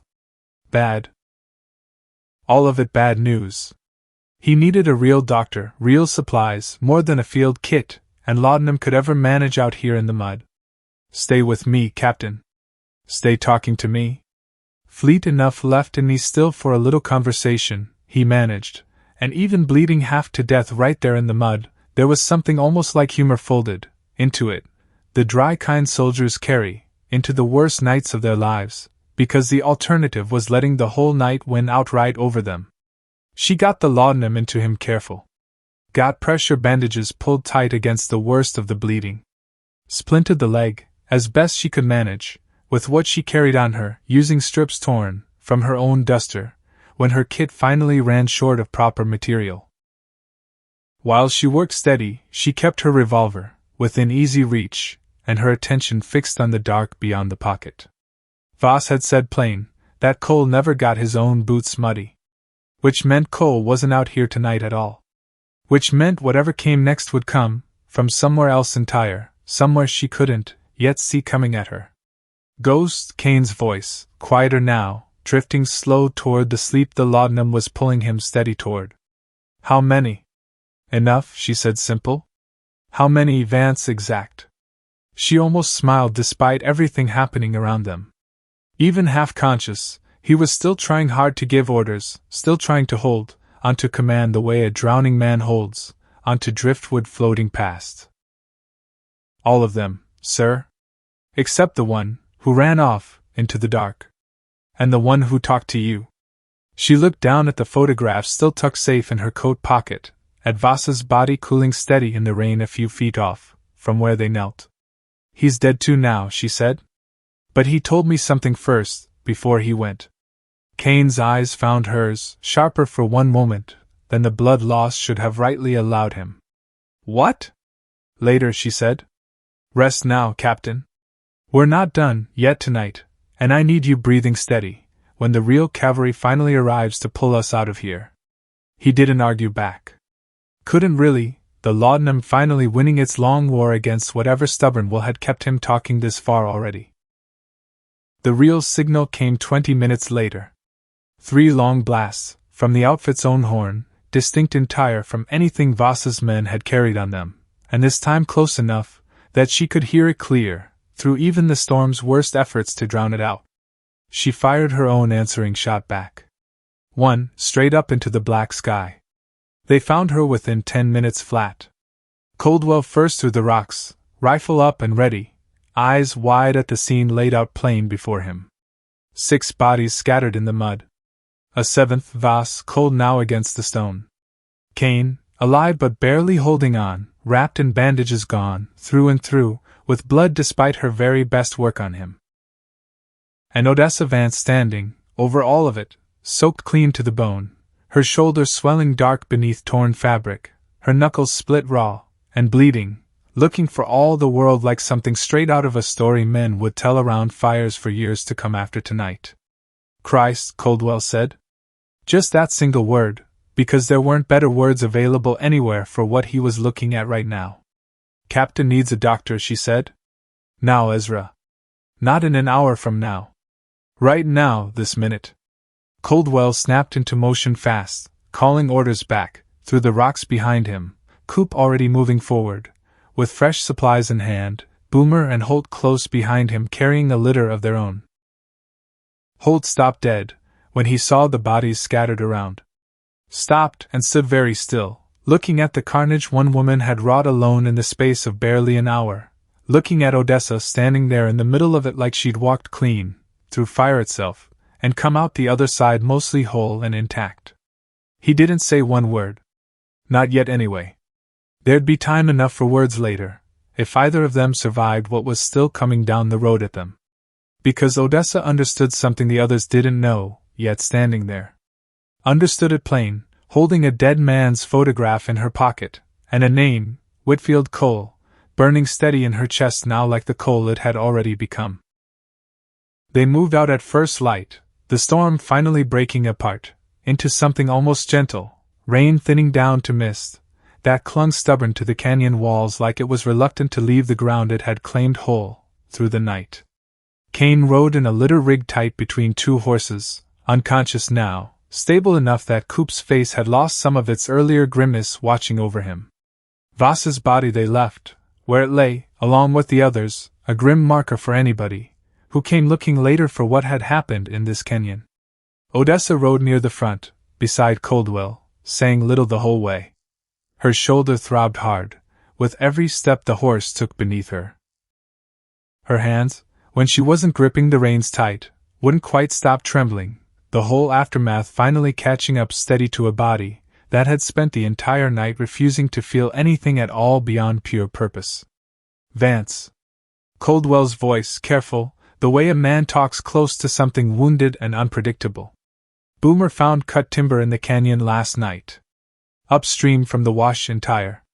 He thinks somebody built a dam up there on purpose. They did, she said simple. You know something more. She didn't answer right away. Wait, careful how much to say out here, on open ground, with riders close enough to hear every word spoken. I know who paid for it, she said finally. I'll tell you everything once we're back proper, and the captain's under a doctor's care. Not before that. Coldwell studied her a long moment. Nodded once, slow. Tobias owes you an apology, he said. For what it's worth to you now. It's worth something, she said. Not much, right now, given everything. But something all the same. Behind them, Holt rode in silence, close enough to have heard every word pass between them, his face unreadable beneath a hat brim gone heavy with rain. The ride back to town took the better part of a full day, the canyon giving way slow to open flats, the flats giving way finally to the scattered buildings of a town called Drover's Rest, where a real doctor kept an office above the mercantile, and where, Odessa understood with growing unease building steady, Whitfield Cole kept his own fine house at the north end of Main Street, visible plain from nearly anywhere in town, if a person cared enough to look for it. They brought Kane straight to the doctor's office without delay. A man named Emmerich Wren, gray-haired, steady-handed, the kind of doctor a frontier town got lucky having, and rarely deserved to keep. He took one look at Kane's leg, and shook his head slow, already calling out for hot water and clean linen, before anybody had even finished explaining plain what had happened to him. Compound fracture, Wren said, more to himself than to anybody standing there listening. Shrapnel wounds, 2 of them, infected some already by the look of it. He glanced up at Coldwell. He's lucky to be breathing at all tonight. Give me the night to work on him. I'll tell you more come morning light. They gave him the night.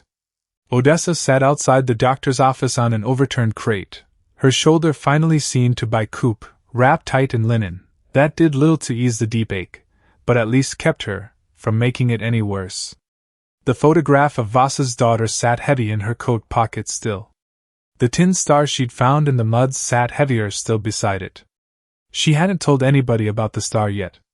Hadn't decided proper how to, or exact when, because telling the outfit plain that one of their own had sold Kane's route to Voss meant unraveling trust that had taken years, and years to build careful, and would take considerably longer still to rebuild, if it could ever be rebuilt whole at all. Boomer found her there, close to midnight, town gone quiet around them except for the distant clatter of the saloon down the street. Ghost. He sat beside her on a second crate, wincing slight, the ache of a long ride settling deep into an older man's bones. Heard you had quite a night out there. Heard right. Heard you took down 7 men entire by yourself in a flood that should have killed everybody in that canyon twice over easy. She didn't answer that direct. Just turned the photograph over slow in her hands, thinking about a daughter in some old country church town who didn't yet know her father was dead in a canyon halfway around the whole world from her. Boomer, she said. You found the timber first. Found it plain. Ezra tell you what it meant. He told me straight. Boomer nodded slow, looking out at the dark street, at the lit windows of the saloon down the way, at the fine house at the north end of town, where lamplight burned steady behind curtained glass like nothing at all was wrong in the world. Man that built that dam, Boomer said, spent good money, and real time doing it proper. Ain't the kind of thing a person does on a whim, building something like that. Somebody planned this whole business a good long while before that storm ever rolled in over us. Voss told me who, she said. Before he died out there. Boomer's eyes came around to her sharp despite the late hour. Who exact? She looked toward the north end of Main Street. Toward the house, with its steady lamplight, and its fine reputation for generosity, that half the town would have sworn to under solemn oath if asked. Whitfield Cole, she said plain. Boomer went very quiet at that. Same man built the schoolhouse, he said finally. Same man sits front pew every single Sunday without fail. Same man's railroad brand was stamped plain on the wagons that brought Voss's reinforcements out there, she said. Same man had my husband killed 2 years back for asking the wrong questions about a survey route through his family's land. Her voice stayed level throughout, though something underneath it had gone hard, as flint struck sharp. Same man had the captain taken tonight for that same exact reason. Different route this time around, same railroad pushing through, same money changing hands. Boomer sat with that a long moment, the weight of it settling slow over him the way it had already settled over her hours before in a canyon full of dead men. What do we do with that news? He said finally. Nothing tonight, she said. Tonight the captain needs to live through till morning. Tomorrow, she stopped herself, started again quieter. Tomorrow we figure out proper how a man, that powerful, finally answers for what he's gone and done. Morning brought news, both good and troubling in near equal measure. Dr. Wren emerged from his office bleary-eyed, but satisfied, reporting plain that Kane had survived the night through, fever holding steady rather than climbing worse, the very worst of the infection risk beginning slow to ease off. He'd live. Walk again in time, with a limp he'd carry the rest of his days most likely, but he'd live to see it. The troubling news came from Coop, who'd ridden out at first light to check the trail behind them, and came back faster than he'd left, face pale under a layer of road dust. "Riders," he said, breathless, still swinging down off his horse. "Half dozen at least, maybe more, moving parallel to the main road entire. Not friendly riders either, from the look of them. Watched us from a ridge a good 10 minutes, before I finally lost sight of them in the brush." Coldwell's jaw went tight at that. Cole's men. Had to be, Coop said. Nobody else in this whole territory rides in that particular kind of formation. Odessa stood at the edge of the group, the tin star heavy in her pocket alongside the photograph, and understood with sudden clarity that Voss dying hadn't ended one single thing after all. It had only changed the shape of whatever came next in this fight. Because Cole knew, or would know soon enough, that his hired man had failed him bad. That Kane had survived against the odds. That whatever Voss had known before he died might now be walking around loose in the head of a woman built like a legend, a woman who'd already proven plain she couldn't be stopped by any ordinary means available to a man like Cole. Which meant Cole would move fast to finish what Voss had started for him. Or he'd run instead. Either way, waiting around for him to decide wasn't a luxury they could rightly afford spending anymore. She found Coldwell in the small back room of the sheriff's office, that evening, maps spread wide across a table, lamplight flickering low against the walls around them. "Ezra," she said, "we need to talk plain about Cole now." He looked up slow. "I've been thinking on it all day long. Man's got money enough to buy half the judges in this whole territory outright. Got influence enough that accusing him direct, without ironclad proof in hand, gets us laughed clean out of any courtroom he doesn't already own himself. Voss is dead. Can't testify to anything now. No." Coldwell's eyes were tired, older looking than they'd seemed just the day before. "Which leaves us, with your word alone, and a burned dam upstream, and a wagon brand, that a good lawyer'll say proves nothing whatsoever beyond somebody stealing a wagon once. There's more," she said, and set the tin star down on the table between them careful. Coldwell went very still, looking hard at it. "Found it in the mud," she said. "Near one of the men I killed last night out there. Outfit issue, Ezra. Not a copy made to fool anybody." The silence that followed had real teeth in it. "You're saying," Coldwell said slow, "that one of our own sold Cole the captain's whole patrol route." "I'm saying somebody did, plain and simple. I don't know exact who yet. But somebody knew exact where the captain would be, exact when, close enough that Voss's men could build the dam, and time its breaking perfect to catch him in the wash." She met his eyes steady. "That's not luck, Ezra. That's a map somebody handed over on purpose." Coldwell picked up the star slow. Turned it over in his weathered hands, the same motion she'd made a dozen times, since finding it herself. Like turning it enough times might make the whole truth of it easier somehow to hold steady. "I've got a guess," he said finally. "Wish to God I didn't have to say it out loud." "Who?" He didn't answer right away. Set the star back down slow. Looked toward the door, toward the street beyond it, toward a town that didn't yet know how much trouble had just ridden into it alongside their wounded captain. "Let me be sure first," he said. "Before I go, and say a name I can't ever take back once it's spoken." 2 days passed, with the tension of a breath held tight, and never released.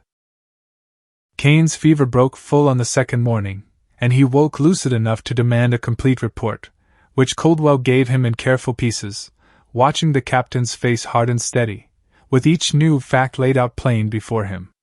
Cole's riders had been spotted twice more, always at a careful distance, always watching rather than approaching direct, the patient circling of men waiting on an order that hadn't come down yet. And on the evening of the second day, that order finally arrived, though not at all in the shape anybody had expected it to take. It came instead in the form of an invitation. A boy from town, no older than 12, delivered a folded note to Coldwell at the sheriff's office, sealed with wax-stamped plain and the same rail spike emblem she'd seen burned into the wagons. Coldwell read it in silence, then handed it over to Odessa, without one word spoken. Captain Kane's recovery is welcome news to this whole territory. As a gesture of goodwill and continued support for our Rangers, I would be honored to host a small gathering at my own home this Friday evening to celebrate his survival and to discuss, among other matters, the ongoing railroad survey and how we might address whatever concerns the outfit still carries regarding its route. All are welcome to attend. Signed W. Cole. She read it twice through slow. Felt the same cold certainty settle over her that she'd felt out there in the canyon, watching Voss position her captain as a shield against her own rifle. He knows, she said. He knows we know something, or suspects plain we might. This isn't goodwill at all, Ezra. This is him trying to get us all gathered in one place together. Trying to see exact what we know, before he decides what to do about it next. Maybe, Coldwell said. Or maybe he's exact what half this town already thinks he is, and this really is just an honest olive branch offered plain. You believe that yourself? Coldwell was quiet a long moment, thinking it through. No, he admitted finally. I don't believe that for 1 second, if I'm honest with myself about it. They went anyway, the whole outfit together. Because refusing outright would have told Cole everything he was trying hard to learn about them, and going in, with eyes open, prepared for whatever came, was an entirely different thing from walking in blind and unarmed. Kane, still weak but upright now, with the help of a cane Boomer had carved careful for him, insisted flat on attending despite Wren's strong objections, because a captain, who hid from the man who tried to kill him, sent a message no less dangerous than the meeting itself would. Cole's house sat grand at the north end of town, white painted, 2 full stories, the kind of house that announced money loud the way a peacock announces itself, unmistakable and slightly absurd standing against the plain wood buildings crowded all around it. Lamplight spilled warm from every window facing the street. A fiddle played somewhere deep inside, cheerful, incongruous against everything Odessa already knew, and everything she suspected the others were only just beginning to understand themselves. Whitfield Cole met them at his own door personal. Tall, silver-haired, dressed in a fine coat that had never once seen a canyon, or a flood, or the particular kind of mud that comes from crawling through both together. His smile was warm, practiced smooth. The smile of a man who'd shaken 1,000 hands across his life, and meant maybe a dozen of those handshakes sincere. Captain Kane. He took Kane's hand in both of his own, all warmth, all apparent concern. Thank God above you survived that terrible storm. The whole territory's been praying steady for your recovery this past week. Kind of you to say, Kane said, his voice carefully neutral throughout. Cole's eyes moved over to Odessa, and something in them shifted, just slight, just enough that she caught it plain, though she doubted strong anybody else in that room would have noticed at all. And you must be the famous ghost everyone's been talking about, he said. The whole territory's been talking nonstop about what you did out there in that canyon. 7 men, they say. Alone, in a 100-year flood. He shook his head slow, marveling, the whole performance seamless and practiced. Remarkable. Truly remarkable work. Your father would be proud of you, I imagine, wherever he's watching from now. The mention of her father, offered so casual, so warm, from a man she now believed had ordered her own husband's death, sent something cold and sharp lancing clean through her chest. He would be, she said. Nothing more offered. Nothing that gave away the fire building steady underneath her calm exterior. Cole led them all inside, through rooms heavy, with fine furniture and finer paintings hung careful, toward a parlor, where a dozen other guests already mingled together, town notables, a banker, the circuit judge, who rode through twice yearly, all of them laughing too loud at whatever Cole had said just before the Rangers arrived, all of them entire unaware of the tension walking through that front door alongside the outfit. The evening wore on slow. Cole was charming throughout. Attentive to every guest. He toasted Kane's survival warm, spoke fond of the outfit's service to the whole territory, and never once, not in word or gesture, betrayed anything at all that might have confirmed what Odessa already knew deep in her bones to be plain true. Until, near the evening's end, he drew her aside close near a window overlooking the dark street below. "Mrs. Vance," he said. "Quiet now, the performance dropping just enough for her alone to see beneath it clear. I understand you lost your husband some years back now. Terrible business that was. Bandits, wasn't it, according to the report filed?" Her whole body went still at that. "That's what the report said," she answered, matching his quiet tone, matching the careful edge riding underneath his own words. "Reports say all sorts of things," Cole said.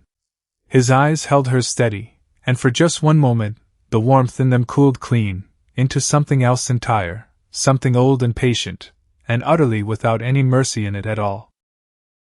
"Sometimes reports are wrong entire. Sometimes they're exact, as convenient as they need to be for the people writing them up.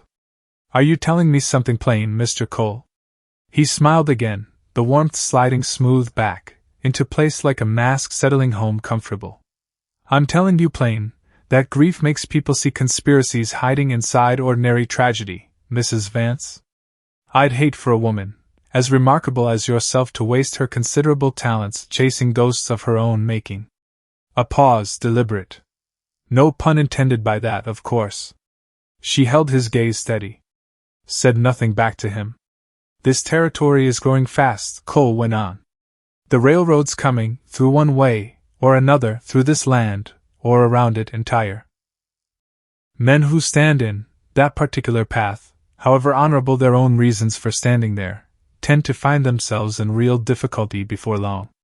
I'd hate for that to happen to somebody I admire, as much as I admire you, Mrs. Vance." "Is that a threat you're making, Mr. Cole?" "It's a kindness," he said. "The only kind of kindness men like myself have the luxury left of offering, in a territory like this one." His eyes flicked brief toward Kane, standing across the room, still favoring his cane heavy. "Your captain survived a terrible ordeal already. I'd hate to see this whole outfit test its luck a second time running." He left her standing there at the window, and rejoined his other guests, with the easy grace of a man who'd said exact what he meant to say, and trusted her complete to understand every single word of it, without needing further explanation. She understood. She understood it entire. They rode back to the ranger outpost in silence, the fiddle music fading slow behind them, the fine house's lamplight shrinking down to a distant glow, and then to nothing at all, as the road curved away steady from town. "He knows," Coldwell said finally, once they were well clear of any listening ears at all. "Everything we suspected plain. He knows it all.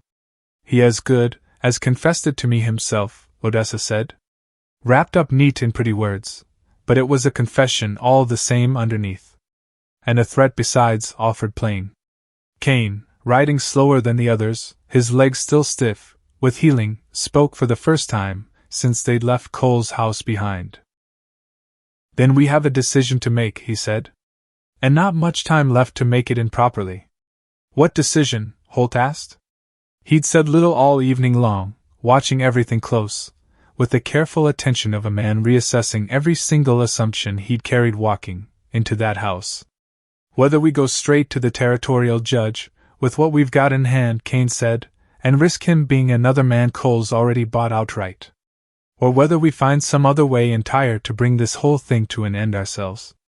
He looked toward Odessa, something steady and grim written plain across his expression. "You have thoughts on this, Vance? I can see them plain written on your face right now." She did have thoughts, plenty of them.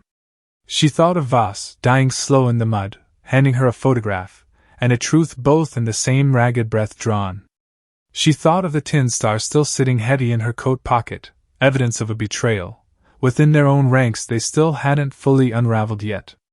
She thought of Caleb, 2 years gone now, and her father, 13 years gone, and the particular arithmetic of grief that had followed her steady through every single mile of this territory, since she was old enough to understand plain what loss truly costs a person over time. "Cole won't wait around for any courtroom," she said. Man like that doesn't leave loose ends lying around to chance. He'll move against us hard, before any judge ever gets the chance to hear one word of this whole business. Move how exact? Holt asked. However he moved against Caleb, she said. However he moved against the captain out there. Quiet. Deniable entire. Something that looks plain like accident, or misfortune to anybody, who isn't looking close enough to see the whole truth sitting underneath it. Coldwell's jaw tightened hard. Then we don't give him the chance to move first.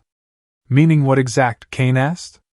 Meaning we don't wait around for him to come at us on his own terms, Coldwell said.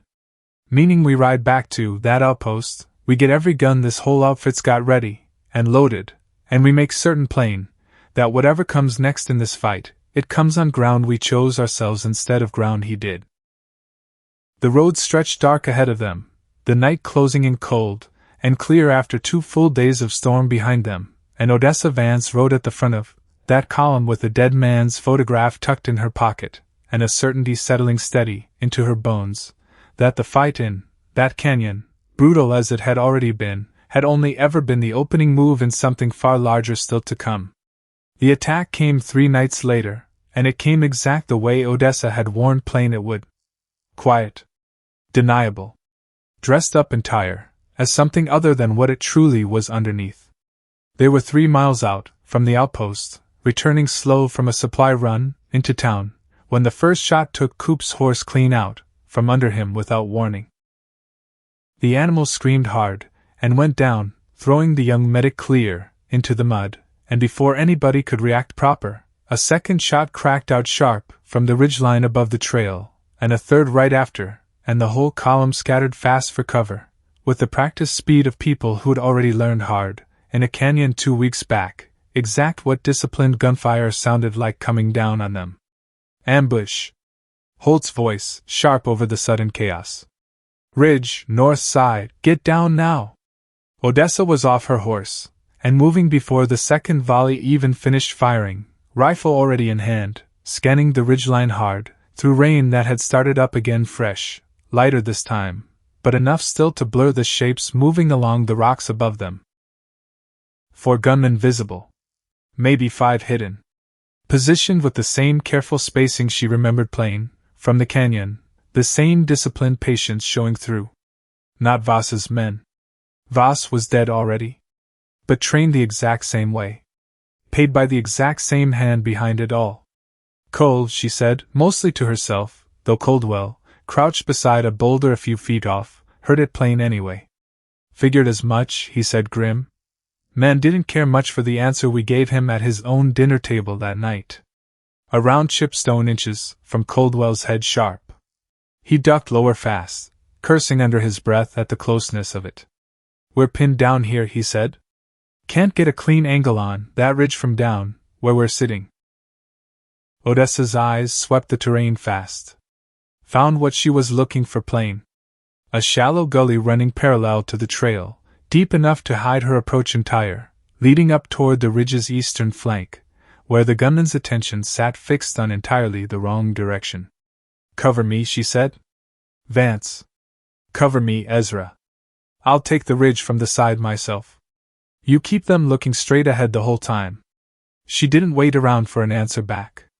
Moved low and fast, into the gully, mud sucking hard at her boots, rain running cold down her collar steady, and began the climb that would put her behind the men trying hard to finish what Voss had started for them weeks before.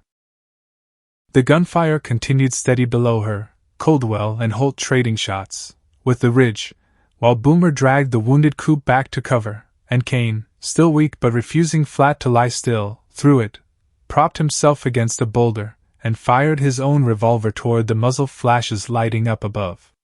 Odessa reached the ridge's eastern flank, within minutes, breathing hard, shoulder aching bad, where Voss's man had struck her weeks back, a wound that hadn't fully healed yet, and complained bitter about the sudden climb. She ignored it flat. The first gunman never heard her coming at all. She took him from behind with the flat of her rifle stock, and he went down, without one sound, same as the men in the canyon had gone down before him, and she moved past him toward the next position waiting along the ridge. The second man turned just in time to see her closing. Raised his rifle fast. She was faster still, driving forward before he could bring the weapon fully to bear on her, and the fight that followed was short and brutal both, and left him unconscious in the mud beside his own dropped rifle. 2 down. 2, maybe 3, remaining still hidden.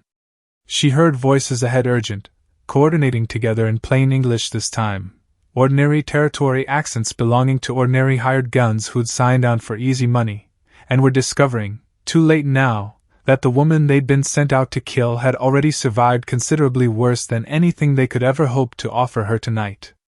She's behind us. Watch the east side, fast. Too late for that warning. She was already among them close. The fight that followed she would remember only in scattered fragments afterward, the way a storm gets remembered only in fragments, flashes of motion, and violence too fast, and too total ever to hold whole, as one single continuous memory. A rifle wrenched clean from someone's hands. A knife drawn, and used with the same quiet efficiency her father had once used gutting fish on a riverbank long ago, quick, economical, no wasted motion spent. A man's surprised cry cut short sudden. When it finally ended, 4 gunmen lay scattered along the ridge, and a 5th was already fleeing whole, into the dark the way the one back in the canyon had fled, before him, and below on the trail, the gunfire had stopped entire, replaced by a silence that felt, after everything, almost unbearably loud in her own ears. She stood at the ridge's edge, breathing hard blood on her hands that wasn't entirely her own to claim, and looked down at the trail, where Coldwell was already climbing to his feet, staring up at her, with an expression she couldn't quite read clear, from this distance. "Vance?" he called out. "You alive up there still?" "Alive," she called back down. "Ridge is clear now." They regrouped at the trail slow, checking wounds, checking horses, the whole outfit shaken bad, but standing upright still. Coop had a broken arm, from the fall, but nothing worse than that to show for it. Kane's leg had taken a hard jolt, that left him gray-faced, with pain but hadn't reopened the wound underneath his healing skin. The rest had come, through with bruises, and torn coats, and the particular bone-deep exhaustion that comes from surviving something that shouldn't have been survivable at all. 5 men, Holt said, once they'd gathered themselves enough to speak plain. Cole sent 5 men, after us on a simple supply run. That's not subtle at all.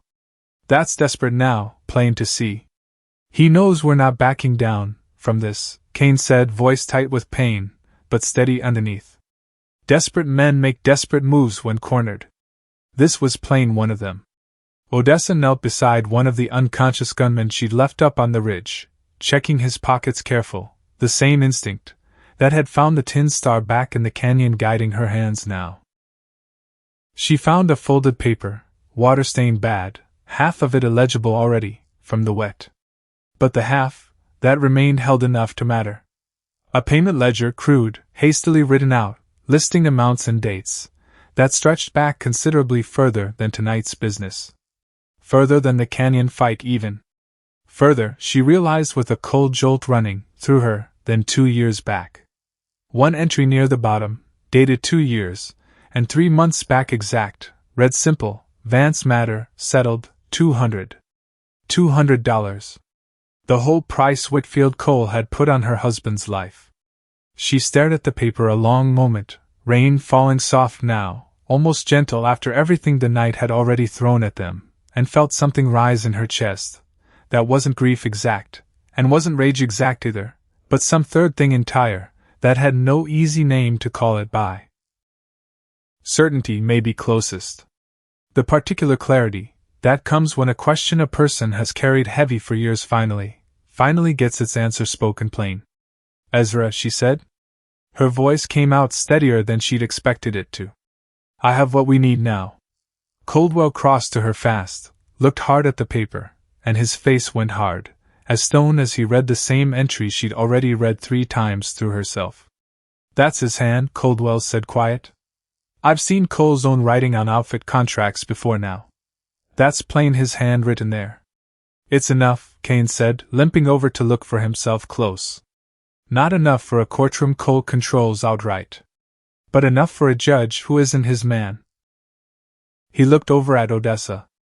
Territorial circuit judge rides through again next week. Different man entire, from the one who sat at Cole's own table that night. Older. Harder to buy outright, or so the rumor running says. A week's a long time to wait, Holt said. Cole's already tried twice now to end this quiet.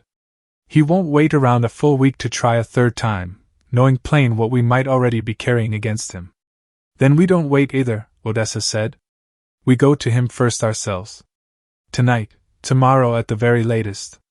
Before he has time enough to plan anything more against us. Coldwell studied her close. Studied the ledger held in her hand, the same steady certainty showing in her eyes, that he'd seen back in that cave 2 weeks before, back before any of this whole business had even started. You want to end this yourself personal, he said. Don't you? I want it ended, she said simple. However it needs ending done. I've buried a father to a flood already, and a husband to a lie, and I nearly buried a captain besides to the same man's greed. Her voice didn't rise at all. Didn't need to rise.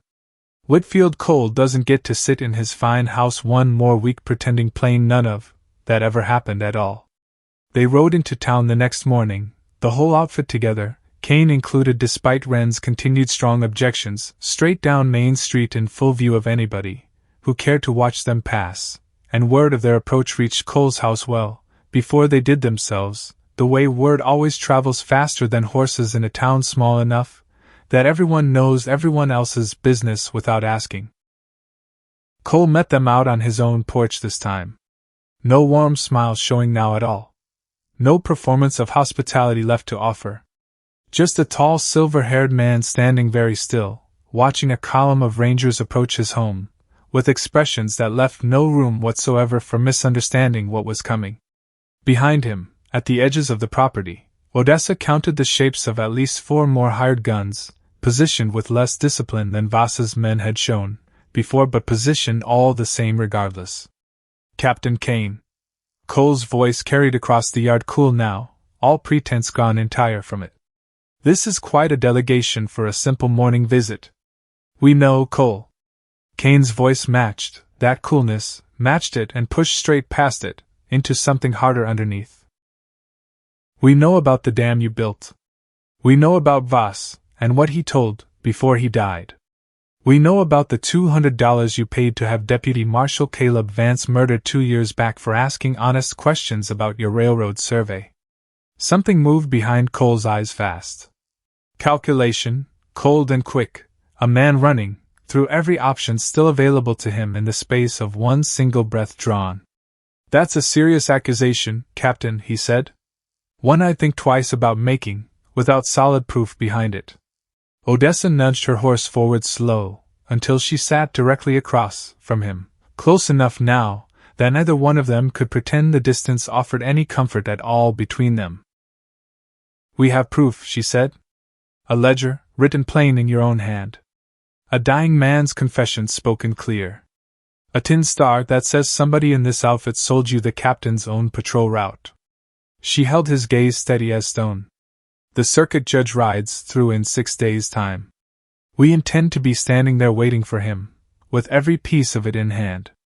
Cole's jaw tightened hard, the first real crack showing in his composure, since they'd arrived at his door. His eyes flicked fast toward the men positioned at his property's edge, and Odessa understood, with total clarity settling over her, exact what calculation he was running now behind those eyes.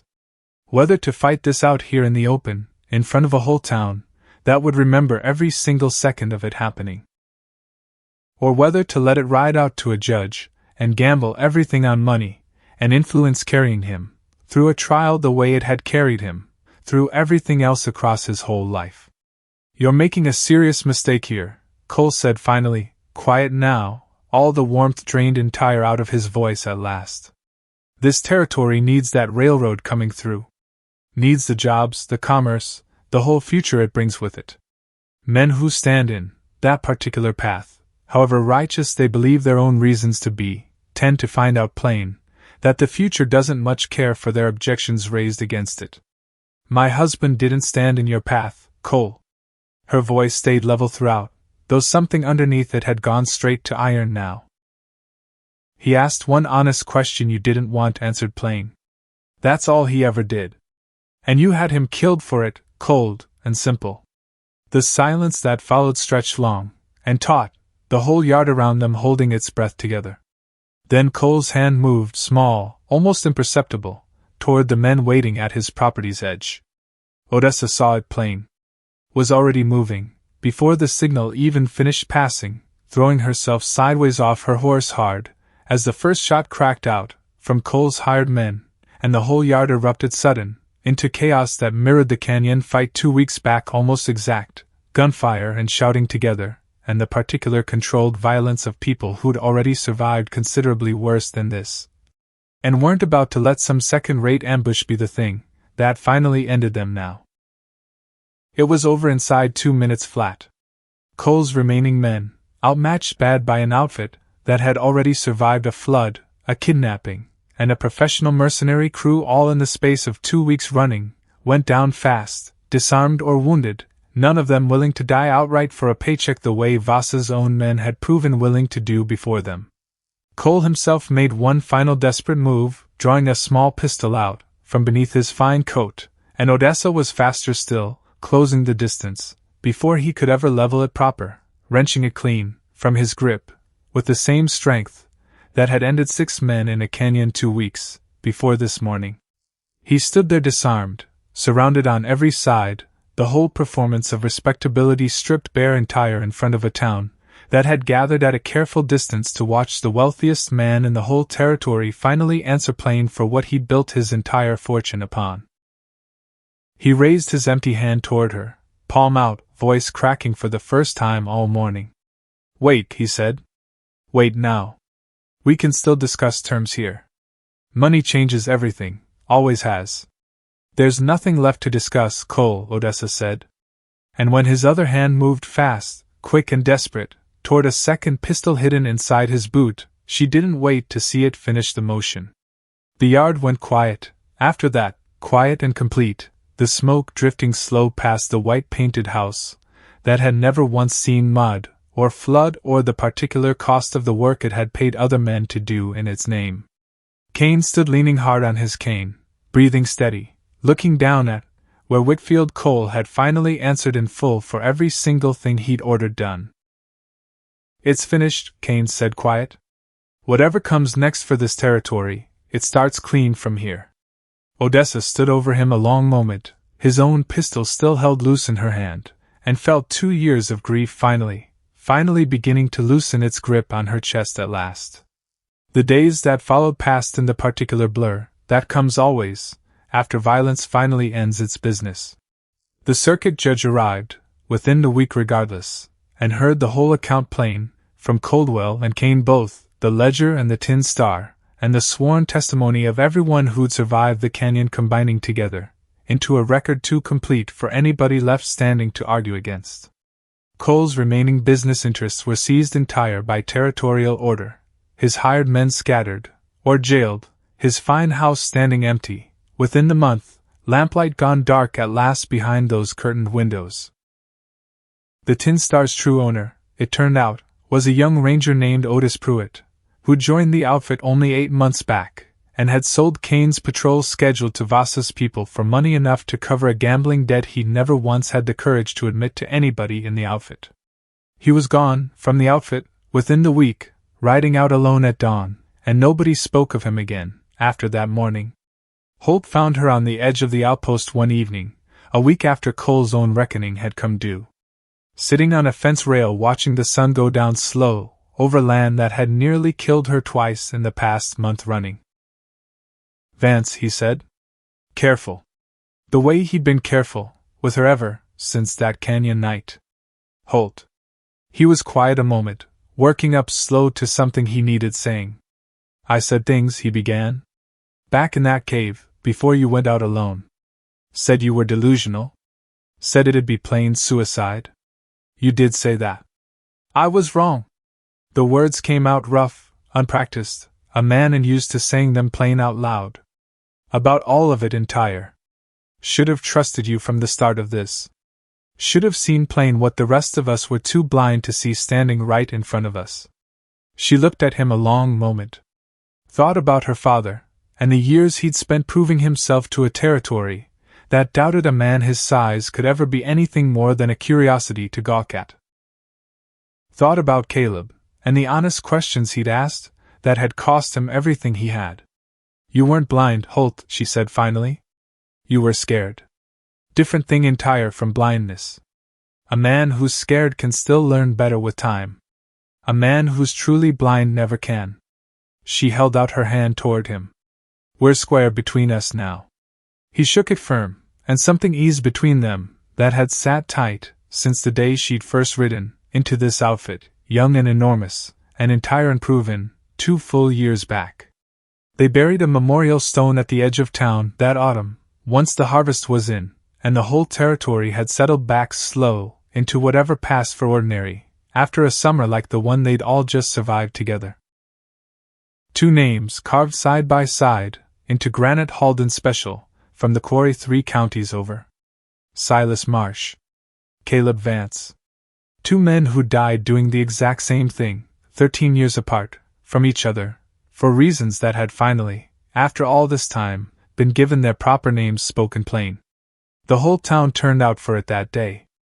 Coldwell spoke a few words, simple and true, about men who went toward danger instead of running away from it, about a debt this whole territory owed to families who'd paid a price most folks never once had to consider paying themselves. Kane stood beside the stone on a cane he'd likely carry the rest of his days now, and said plain, that Caleb Vance had died asking an honest question, and that honest questions, however dangerous they proved to be, were the only thing standing between a territory like this one, and men like Whitfield Cole ever again.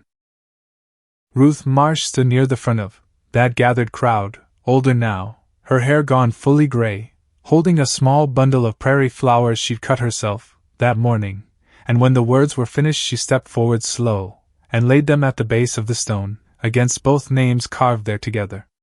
Odessa said nothing at all during the ceremony. Didn't need to say one word.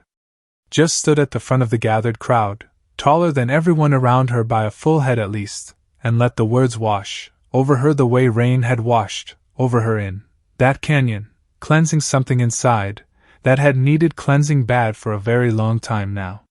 Winter came early that year, the way it sometimes does in territory this far north, and with it came a stillness that felt, for the first time in longer than Odessa could easily remember, like real peace instead of merely the absence of violence around her. She found herself, one gray afternoon in late November, teaching a girl to read the wind proper. The girl was 9 years old, the daughter of the outpost's new blacksmith, a serious child, with watchful eyes who'd taken to following Odessa around the outpost the way younger children sometimes attach themselves whole to figures, who seem larger than the ordinary world usually allows for. Watch the grass, Odessa told her, crouching down the way her own father had once crouched down to meet her eyes level, though crouching for Odessa still left her taller than most grown men standing upright. Not the clouds up there. Grass tells you which way she's turning, before the sky ever bothers telling you plain. The girl watched the grass close, solemn and focused, the way children get solemn and focused about things adults have finally convinced them matter for real. What do you hear right now? Odessa asked her. The girl closed her eyes tight. Listened, the way Odessa had listened once on a riverbank 15 years gone now, the way she'd listened in a canyon weeks back, with the dying man's confession still ringing fresh in her ears. Winds from the west, the girl said slow. Getting colder now. That's right, Odessa said. Something warm moved through her chest just then, something that felt, for the first time in longer than she wanted to admit even to herself, entire uncomplicated at last. Storm's not magic, understand me plain. It's just paying attention, when everybody else has already stopped bothering to listen at all. The girl nodded, serious as scripture recited whole, and Odessa Vance stood at the edge of the outpost, with the whole gray sky stretching wide above her, and thought of her father, and thought of Caleb, and thought of a debt finally paid in full, and a lesson finally passed forward to someone small enough still to need the teaching, and brave enough already to want it for herself. The wind picked up steady, cold and clean, carrying the first scent of the winter still to come rolling in.